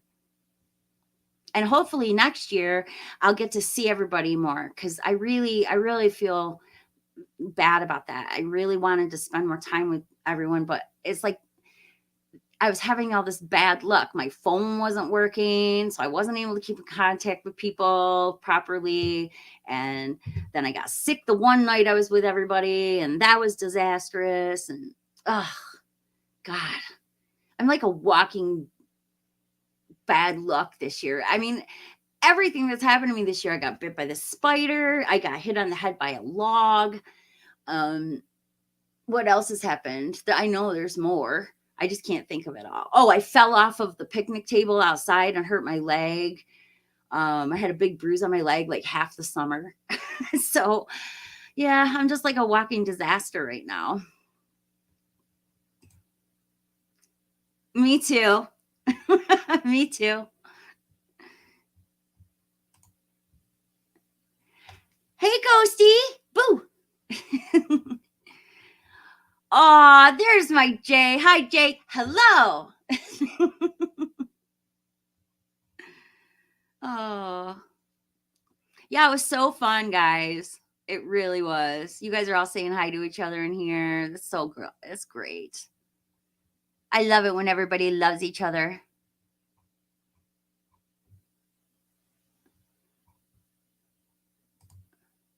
You smoke cools? Yeah, those were always just a bit too minty for me. I prefer a more milder taste. I cannot smoke a regular cigarette for anything. Like my husband smokes Marlboros and I won't touch them. Blech. If it ever comes down to there's no more menthols, I'm never smoking again. So,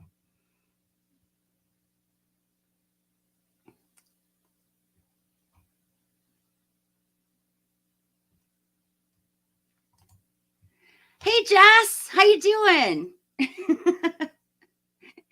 Oh, oh, so you know the picture that we all took outside of the restaurant?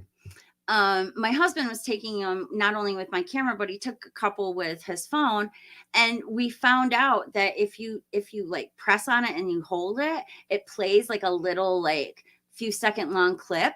And in those clips, everybody's standing still except for Jess. Jess kept moving around and doing things with his hands. It was so funny.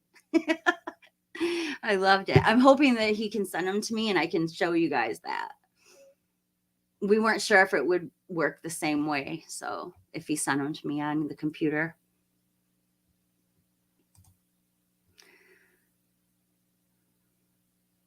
Uploaded what? What'd I miss?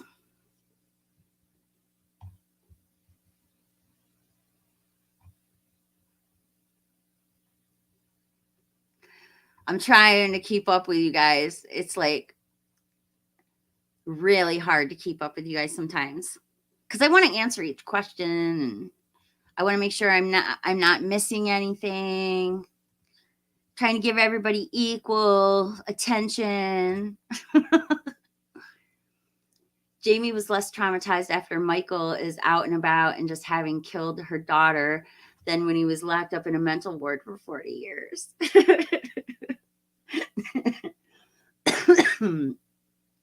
Yeah. If you're meaning how I was delighted at the brutality of kills, I can't help it. I am sick. I'm sick in the head.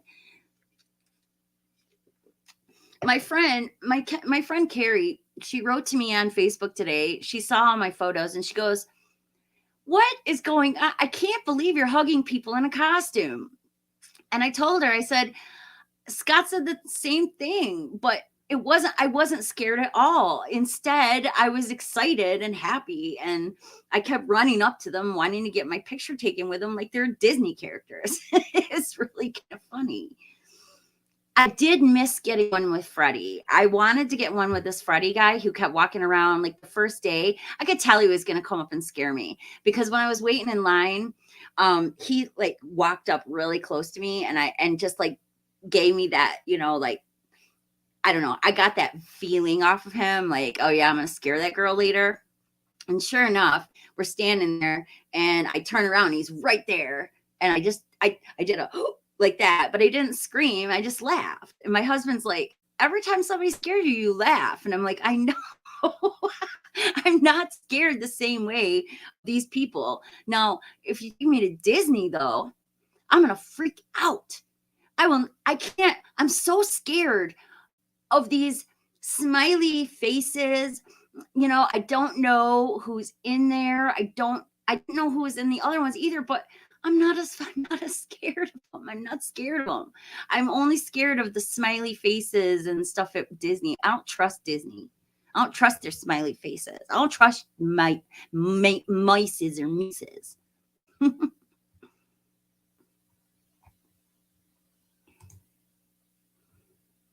I watched it at the first possible showing and wasn't thrilled. I'll give it another chance after a while, though. I understand. I mean, it's not going to be for everybody. Everybody has their own, opinions and reasons they like things and why they don't. And I get it. I just, for me personally, I really enjoyed it. I really did.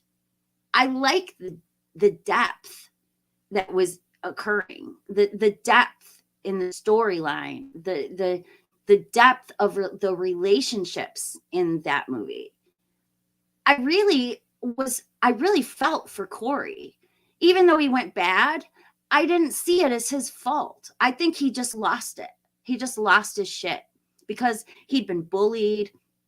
and chastised and, you know, treated like crap for an accident. He didn't mean to knock the kid off that. The kid was a brat and shouldn't have been doing what he was doing. I mean, it's circumstances. It's circumstantial. The mother was traumatized by the death, so she freaking couldn't handle it, and she took it out on Corey.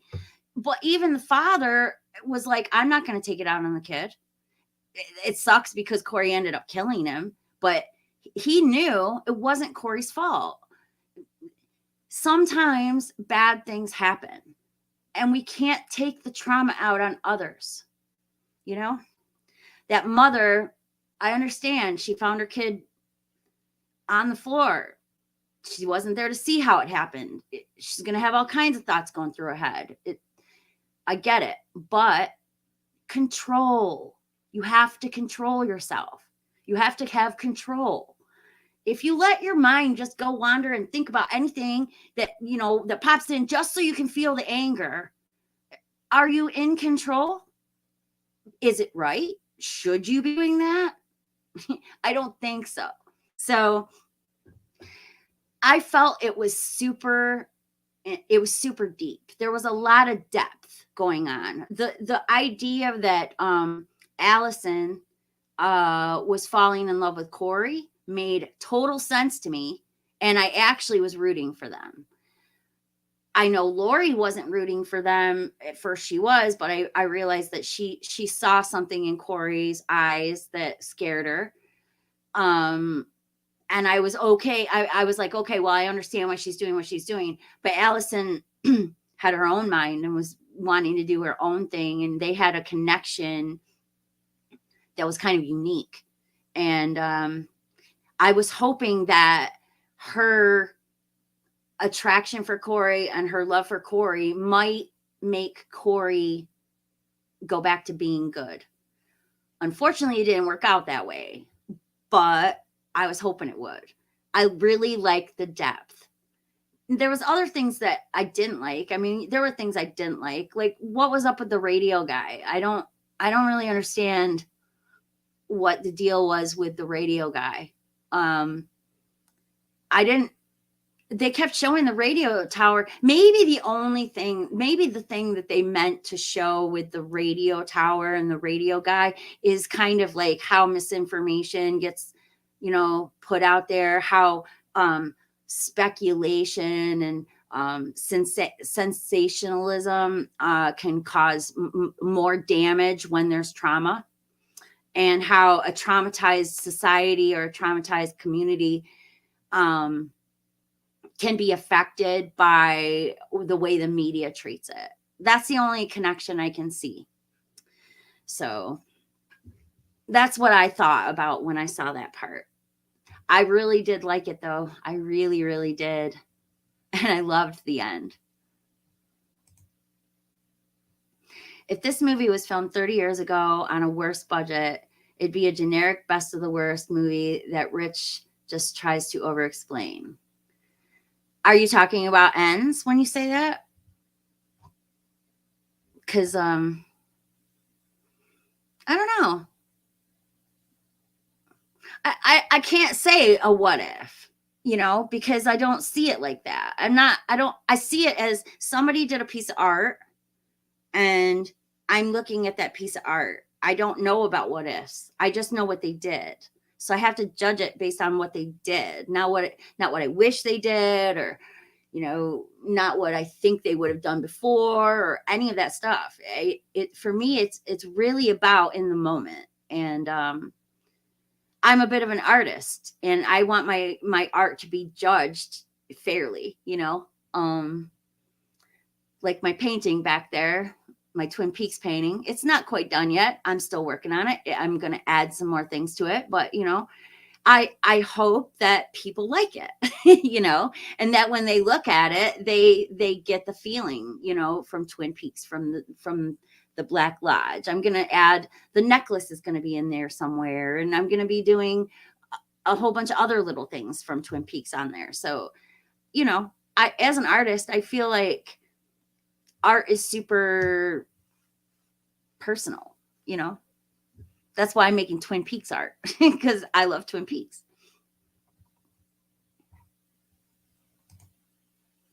I've never once in my life watched a slasher film for excellence in continuity and plot. Oh my God. Yes, I know. Honestly, though, I do like it better when there is a little bit of connection and continuity. If they are going to bother with a series at all, they should. But when it comes right down to it, I really do watch the slasher movies for the delightful fun. I mean, it really is fun for me. I don't I don't want people to think I don't take it seriously though, because when it's supposed to be taken seriously, I do want to take it seriously. But the like Halloween Kills, I don't feel I don't know for exactly why they made him so overly strong in that. I'm not really sure what the message was with that, but I'll figure it out. And I actually don't care because I liked it. I liked Uber Michael. I liked Michael being so pissed that he was just stabbing that old guy over and over. I know I do that with such vigorous joy. He's just stabbing that lady over and over, or the guy over and over again with the knife until he was satisfied. He kind of did the same thing in Ends when he was waking up from the cave. And that's another thing. I got to go back and watch that whole cave stuff again because there's a lot of really weird stuff going on with that. Also, at the end of Ends, when Corey grabs Michael's ankle, there's a lot of people who are thinking that it was some sort of transference, but that's not what I think went on at that point, at that particular point. There might have been transference going on at other points, but that point, I actually believe that was actually Corey, the good Corey, giving Lori a chance by holding on to Michael for a minute. And it worked, you know? So I think that in my mind, it was almost it was trying to show you that there was still good in Corey. And I really wish that he wouldn't have died because I wanted him and Allison to be able to be happy together. It was really tragic seeing her come in and react to his death. It was heartbreaking for me. Jamie Lee Curtis and Michael Myers had a crying such a thing together. I don't know what you mean, Robert.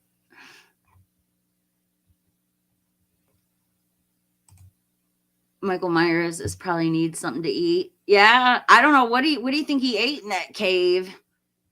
Ugh, I shudder to think. Now, I heard everybody talking about the time frame. I don't think it's as long as everybody thinks. I think it was only like a year. I don't think there's a 5-year gap. The way they were talking, it almost seemed like they were talking about the year before. So I don't know where everybody's getting this idea there was this gap and that it took Lori 5 years to chill out, do her hair different and all that. I don't think it was that way. I think it really was a short span of time. It may be 2 years tops. I honestly don't think there was a huge span of time in between. I was trying to figure out why people thought that.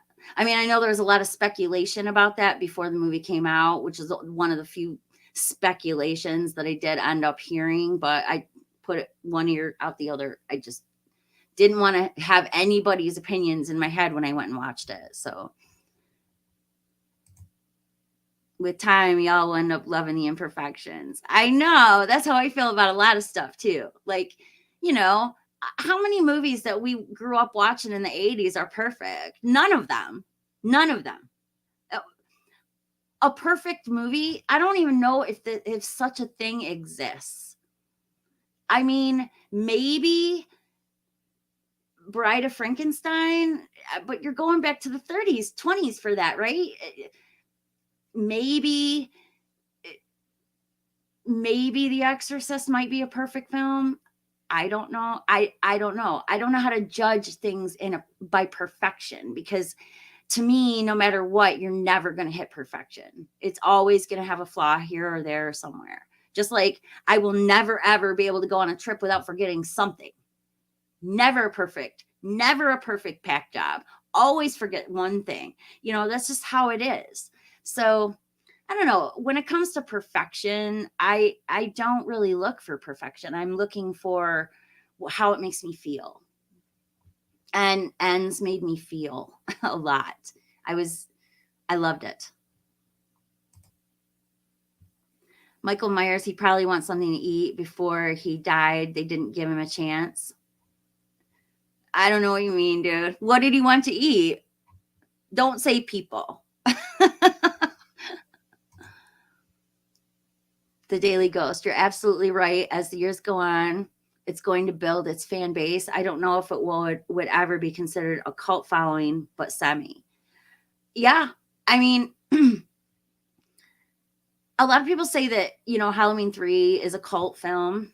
And that's true. A lot of people have found their love for it over the years. The thing is, like, me and my friends, we went and we saw it. And when we all got back, we all loved it. And none of us cared that Michael wasn't in it. We were all like, why is everybody so upset over this? We didn't understand. Because when I watched the commercial on TV, I saw that on the TV in the commercial, they were showing Halloween as if it's a movie in that world. And so I knew, I was like, well, then he's not going to be in it. And I don't care. I didn't care. I wanted to see what story they were going to tell me. Also, I was a big fan of, like, listening to little short 15-minute documentaries that they used to play in between movies on Showtime and HBO. And a lot of times they'd be about the movies they were, playing. And I watched a lot of stuff about that. So I just lost my train of thought. Sorry. That happens. It's like Superman Part 3, in 1983. Both the actors are dead. Christopher Reeve and Richard Pryor are gone. They both was at the junkyard. Superman almost died in that damn junkyard. Michael Myers died. He did die in a junkyard. Freddy was buried in a junkyard.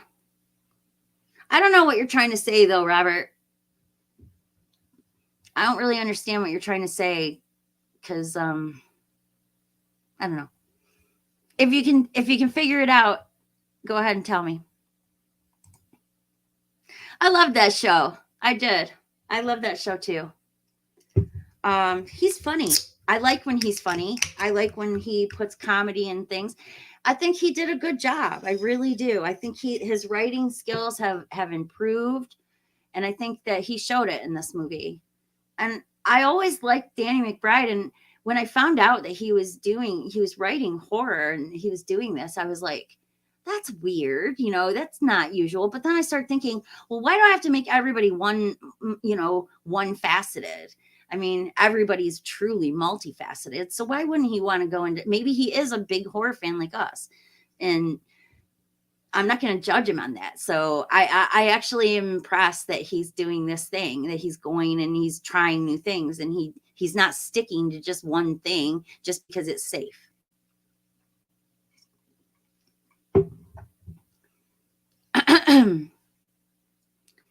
So good. Righteous Gemstones is great too. And Vice Principals. Yes. Vice Principals. I love that show. I watch that all the time. They will somehow bring back Michael. This franchise isn't going anywhere. People eat this up.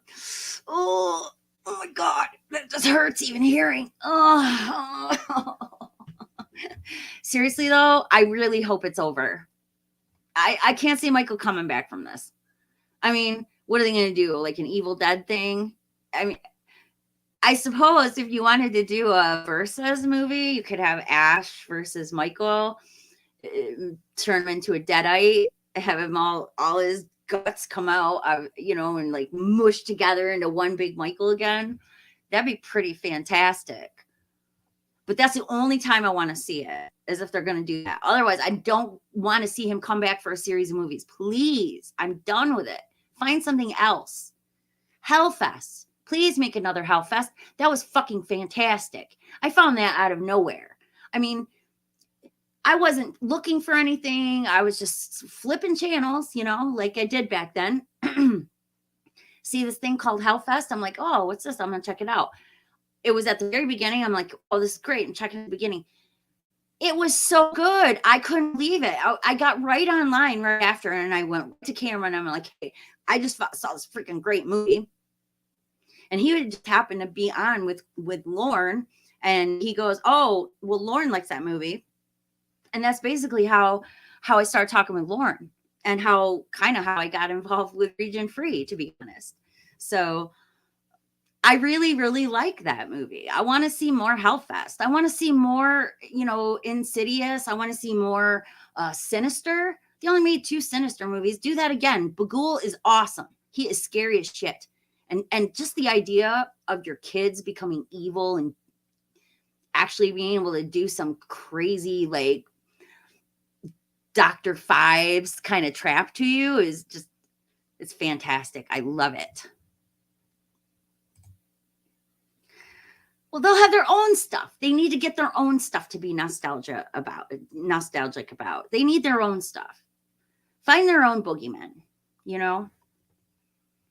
We can't keep recycling the same old boogeymen. We got to do something new.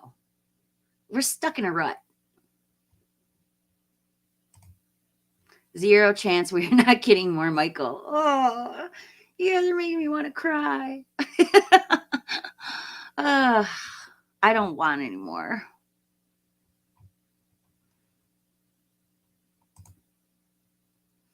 Interesting concept. Broadway production. I'd like to hear the songs from that. Can I be in it? I want to be in it. I did. I watched it a long time ago, and I can't really remember any detail about it because I think I was kind of high. I remember watching it, but I don't remember any detail. He's coming back as a hot dog, a spooky, bloodthirsty hot dog. That's hilarious. Hot dogs in a can, hot dogs in a jar. God, that's so weird, right? I'm sorry, guys.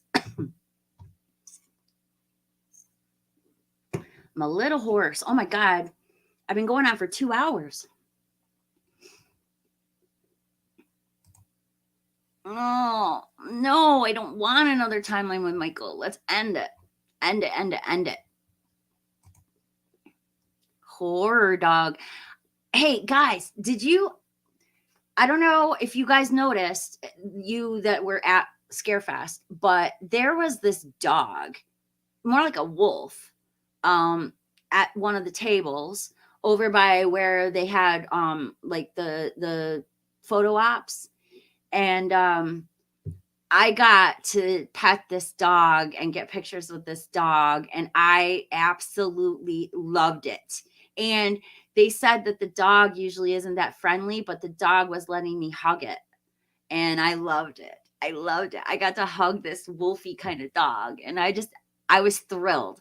So when I put my video out, you guys will see those pictures because I put those in the video.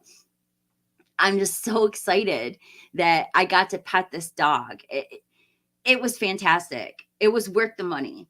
I loved it. I loved it.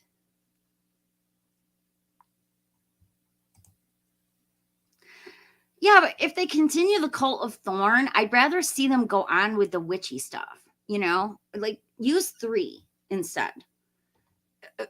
Make 3 part of the Thorn cult, and they don't need Michael. They need something new, make a new boogeyman. They can take 3 and the Thorn cult and run with it and find somebody new. It's possible. I think they could. And to be honest, I think if we all got together and made something up, we could all make our own movie, and that would be fantastic. And with a new boogeyman, we just got to come up with one. Oh, I think we already have one, Dan. Do you know who I'm talking about? Taking it to space? Yeah, I suppose. I don't always like these taking things to space, Jason X was good. But I don't know. I didn't like Leprechaun in Space or anything. Battle Jason in space. Fuck it. That's funny.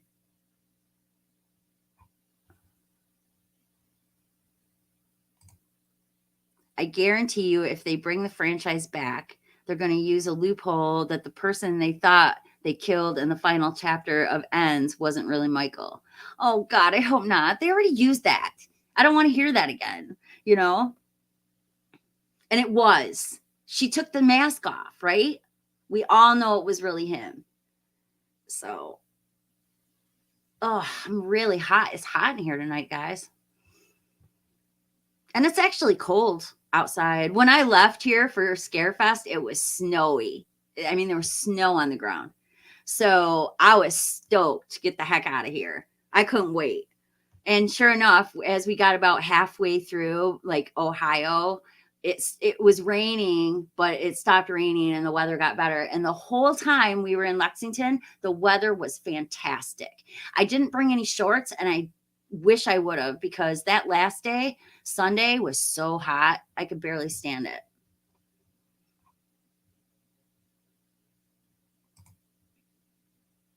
I was going to say, who is that man in black going to save Michael Myers out of the jail system? Like the man, oh, the man in black. Oh, I don't, who really was it? Did they ever explain who the man in black was? Sartain. They could make it Sartain, right? Make it all connected, but move on, move on, move on. We don't want more Michael, or at least I don't. They'll do something hokey, like say Michael took the mask and the jumpsuit off, and some nutty random homeless guy started wearing it. You're all doomed. Oh, that's funny. Jamie, have you been watching the Chucky series? If so, thoughts on season 2? I hate Chucky. Truth is, Chucky came out when I was 15, and I was just a little too old for Chucky to be scary to me. I went and I saw it like everybody else did. You know, I enjoyed it. It was fun, but it was cheesy to me the first time. I love Brad Dourif, though. I mean, he's so good. His voice is, I love his voice, but the concept was not scary to me. I was not scared of a doll. It did not scare me. I wasn't old enough, or I mean, I wasn't young enough for it to scare me. I wasn't into my buddy dolls, so it just didn't, it didn't grab me. I just didn't care about it. And once I saw 2 at the theater, after 2, I just didn't give a crap no more. Now Bride of Chucky, I love Bride of Chucky, but that's because of Tiffany, It's not because of Chucky. It's because of Tiffany that I love Bride of Chucky. Anything, that one where they had a baby, no. And I haven't seen anything after that because I just don't give a crap. But I did see the remake, and I liked the remake way more than I ever expected to. I did not expect to like the remake at all. And I thought they did such a good job with it. And Mark Hamill has the perfect voice for that. And I was impressed. I was literally impressed. So, I mean, if they wanted to continue on with Chucky, that's cool. I don't know if I'm going to like it. I've never been a big fan, but I would give it a shot. And I might watch the show for educational purposes. Maybe I'll end up liking it. I'll check into it, but it's not something I seek out. And a lot of people have asked me if I'm watching Chucky, and I say no, because it's not something I would seek out to watch. That little boy, he was Corey Cunningham. That's all the men in black on the bus getting off. Hey, kick my cat. What are you talking about? Nobody's kicking cats in my presence, first of all. The man in black, I hope they if they do try to incorporate it, I really hope they make him Sartain. That'd be really cool. No kicking cats. We don't kick cats.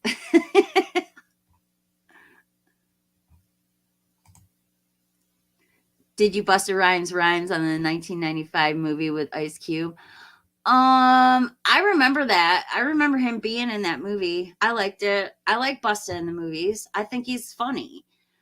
My main reason for loving him though is because of the concert, and he literally was doing woo ha, got you all in check, and he literally fell off the stage right into the crew of people, the crowd, and then jumped right back up and got back up on the stage like nothing had happened. It was fantastic. I loved it.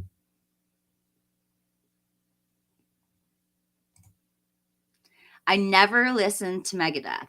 I was not a Megadeth fan. I I was into I liked The Cure. I liked Def Leppard. I liked Guns N' Roses.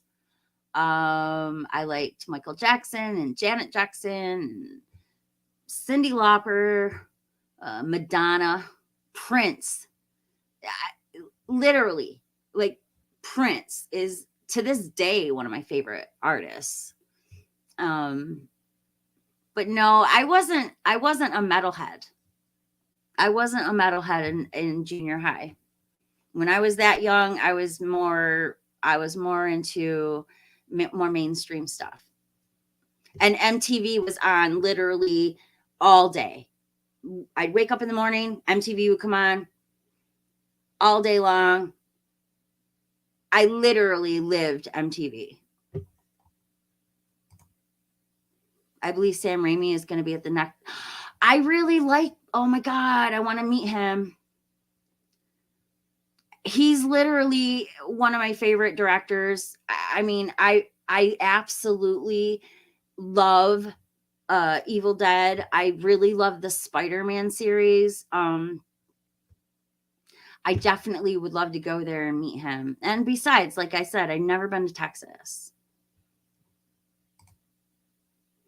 Sounds like you didn't land at HNL. That place is a dump. What's HNL?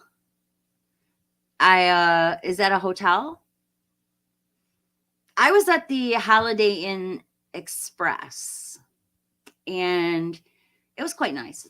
The room was pretty nice, but expensive.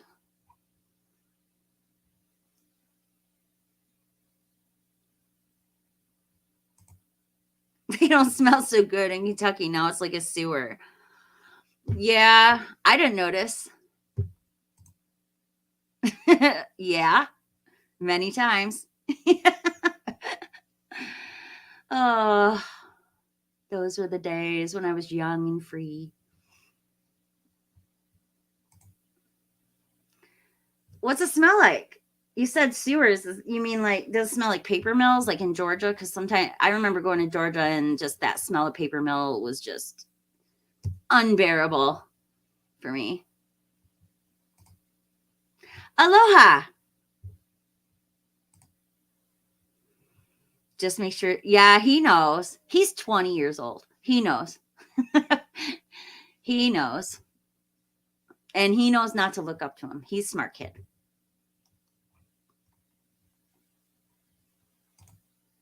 Oahu, I was in Waikiki. I loved that revolving restaurant. That was best food I've ever had in my entire life was there. I mean, so good that I came home and I tried to learn how to cook it. It was this buffalo stuffed like chicken. It had like this blue cheese stuffed inside the chicken, and then it was covered in Frank's Red Hot sauce. Oh my God. It was so good. I've never had anything that good in my life. And I tried to make it at home, but I just couldn't do it justice, even with all my skills of chicken wing making.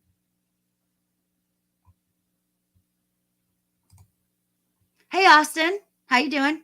I don't know if you're still here. I'm kind of behind. I'm the slowest of the chat people, I'm sure. I don't see any of these people in the chat. What people?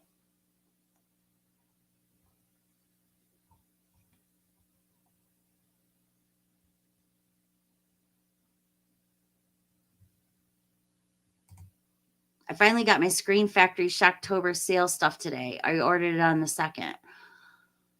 That's awesome. I hope you are. I know you do. You do videos? I'd like to know what you got. If you don't, list it because I'm interested. I didn't do that sale, so I was trying to save all my money for Scarefest. I'm about 25 minutes behind. Sorry. I try.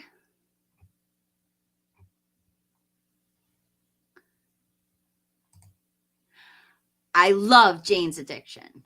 Love them. I really love them. I would go see them in concert still.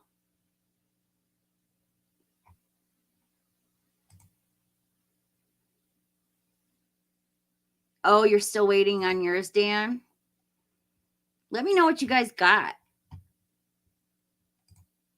I do. I do remember that. I loved it. I had that album. I have all their albums. I still have them on my iPod. Yes, I still have an iPod. And yes, I do still use it. Still works perfect. I take good care of my electronics.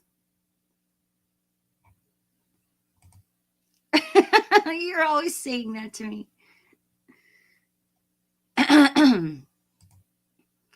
Oh, good night, zombie. I'm sorry I'm so behind. Have a good night.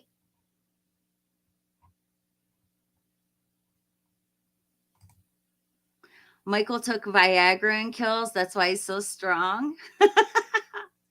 I like that thought. That's funny.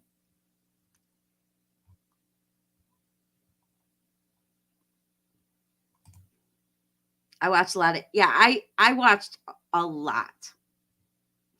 Not only in the 90s, like all through as soon as HBO became available, um my mom got it.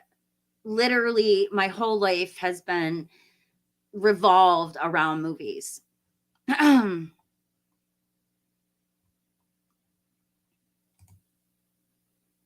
Meow. Kitty.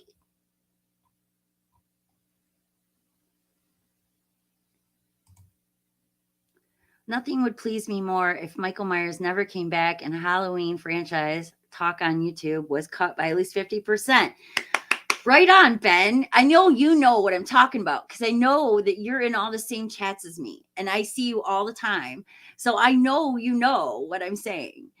It's ridiculous. I mean, the people speculate so much and talk about it so much. And it's just like, why? What is the purpose? Why are you so? I mean, I understand my love for Twin Peaks. And I wanted Twin Peaks to come back for a third season, but I never thought it was going to happen.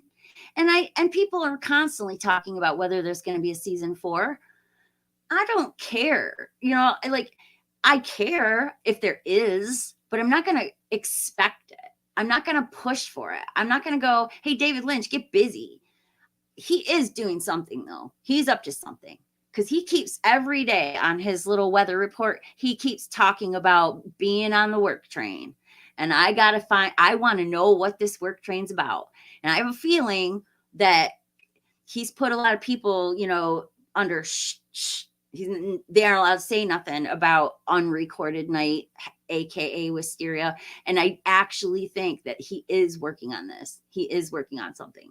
And I do think it's Twin Peaks related, but I'm not going to get my hopes up. I'm just not going to do it.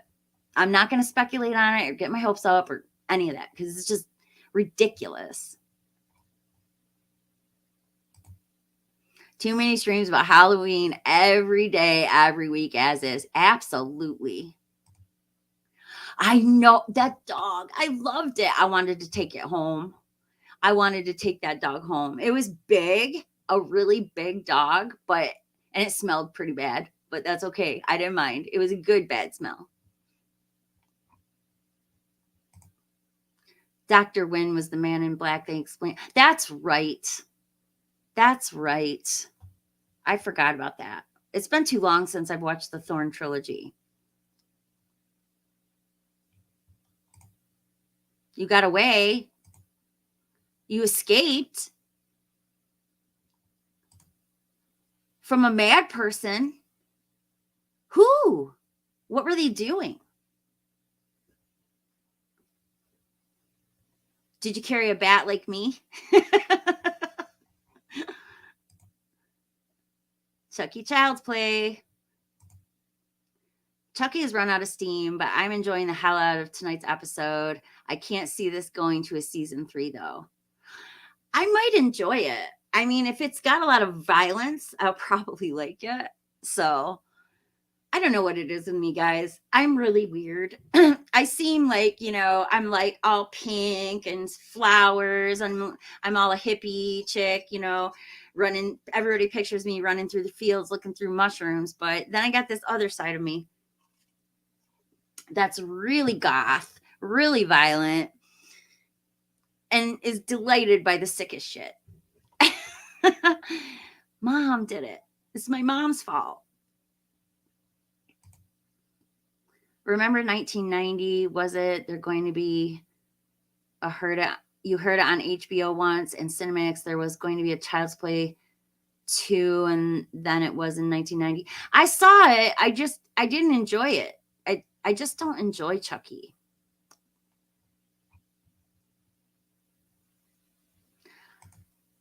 That is such a good movie and underrated. And I read the book. The book was way, way scarier than the movie was. And the movie is terrifying. But the book really fucked my head up. I was way too young to be reading that crap. But I read it because it was in my mom's drawer and I wanted to read something. So I took it out and I read it. It was good. It's a good book.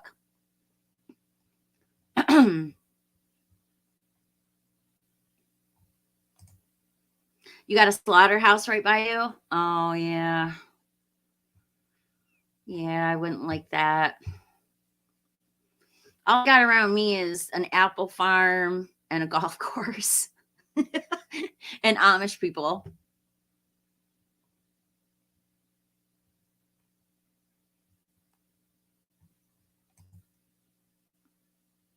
Ooh, that smell.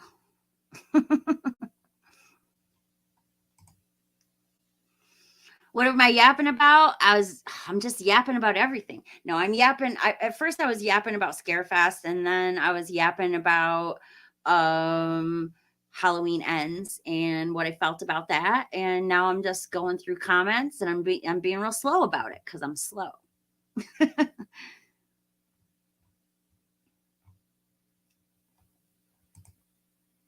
I don't do videos, at least not yet. I just got the It's Alive trilogy box set.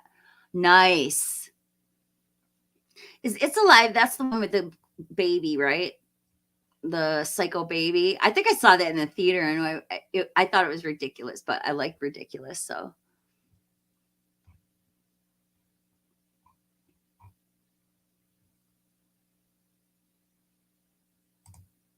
I wonder if the Rob Zombies Halloweens will get a 4K with both cuts. I don't know, but if they do, I'm getting them. I mean, I already have it, but I'll upgrade if they're gonna put more. If they're gonna do both cuts and put more special features on it, I'm totally gonna buy it because I like the Rob Zombie Halloweens, and I think that I think he's unfairly judged. That's another thing. Like, I think people had expectations, and when they went to the movie and found their expectations weren't right, they got angry and blamed it on Rob Zombie for doing what he wanted. It's his art. It's his art. The way it's supposed to work is that he does the art, and then we look at the art and we judge the art. But we don't have to judge the art so harshly all the time. If you don't like it, that's fine. And if you have your reasons, that's fine. But to eat him alive like people do, just to rip him to shreds, it's not fair. It's not fair. And I actually think both those movies are really good. And as a person who is interested in psychology, I find it interesting to see how a serial killer can develop into a serial killer, how trauma affects people. That's what we all need to see it. We all need to see that. We all need to pay more attention to how trauma affects us, because I think that that's why we're in trouble. I think that the reason we're all in trouble is because people don't pay attention to their traumas and how it makes them think and the effect it has on people. So I actually liked it. I think Rob Zombie's pretty freaking smart.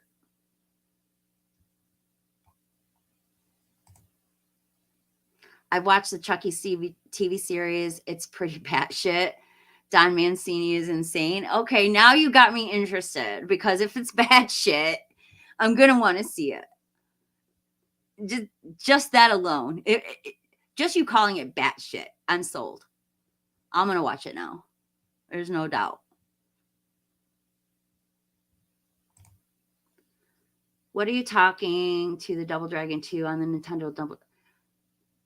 I've never played that game. I don't even have a Nintendo. I had a Nintendo when I was a kid, but my brothers played it more than me. My only issue with the Chucky series is that they're introducing celebrities in it.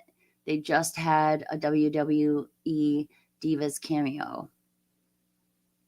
I know nothing of wrestling.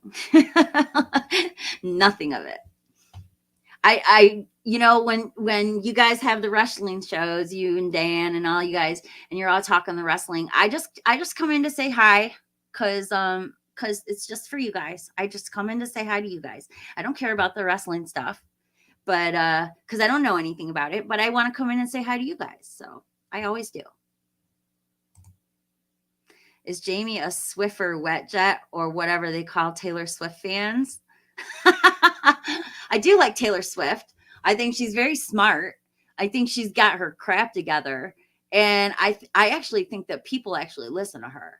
So she's almost like, she's kind of like Hollywood royalty right now. Pretty much she can call someone and ask for something. She gets whatever she wants. So I got to have credit. I got to give her credit. And her songs, listen to the lyrics. Go look up some lyrics right now of her songs, her most recent ones, especially the last 2 or 3 albums. Listen to them. Check out her lyrics. She's not afraid to tell everybody what she thinks and tell it like it is. And I really like that about her. I'm probably talking too loud. I'm probably keeping my husband awake.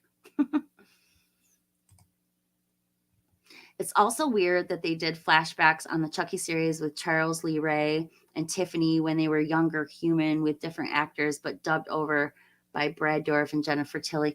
Yeah, somebody did mention that about the dubbing over. I'm gonna have to look at that. I really want to watch this now because now I'm really interested.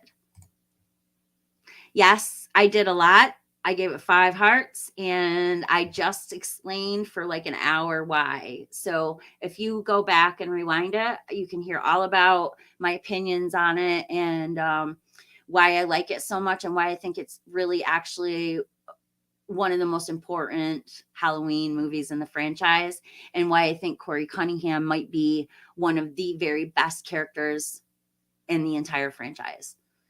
I really liked his character. That is great character development and complex. I like that. This one had good writing. I really believe that. And the cinematography was pretty good. Now, I didn't like the fact that they didn't bring the theme song in till late, but it's okay because it didn't feel to me like it took away too much. I still felt like I was watching a Halloween movie the whole time. Oh, yeah, it's the mutant baby. Yeah. I haven't seen that in forever. I remember seeing that at the theater when I was young.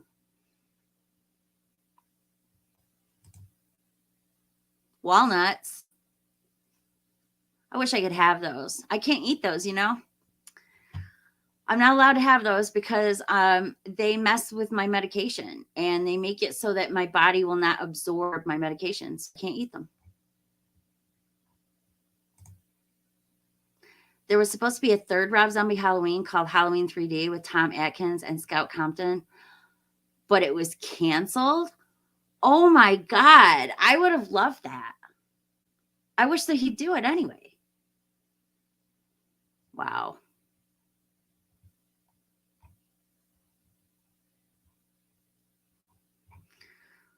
Okay, I've kind of made it to the bottom now, guys, I think.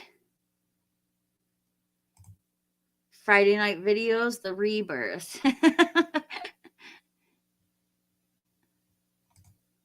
Norman Reedus, what if Rob Zombie got him?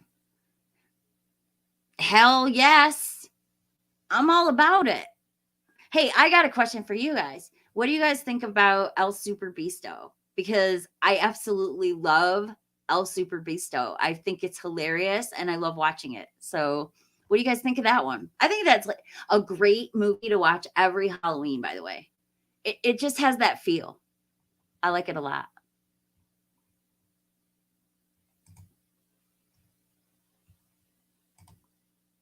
Can you give me the cliff notes on why you liked it? um, it's complicated. Um, I liked it because it made me feel. It was complex. Um, it was about trauma and passing trauma down in the same way that Hereditary is, just in a more generalized way, meaning more like a community rather than person to person.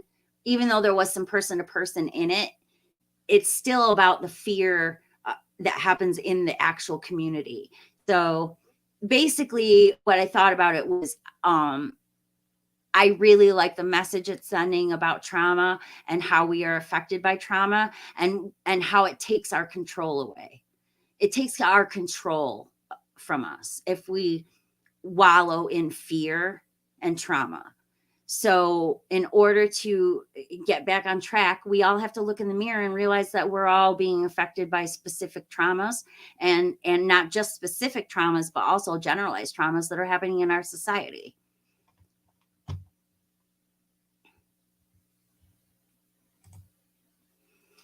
I still enjoyed it. I was still young. I'm 47 years old now when it came out. You're 47? I didn't know that. I'm older than you. God damn it. I'm older than everybody. I'm even older than Lauren.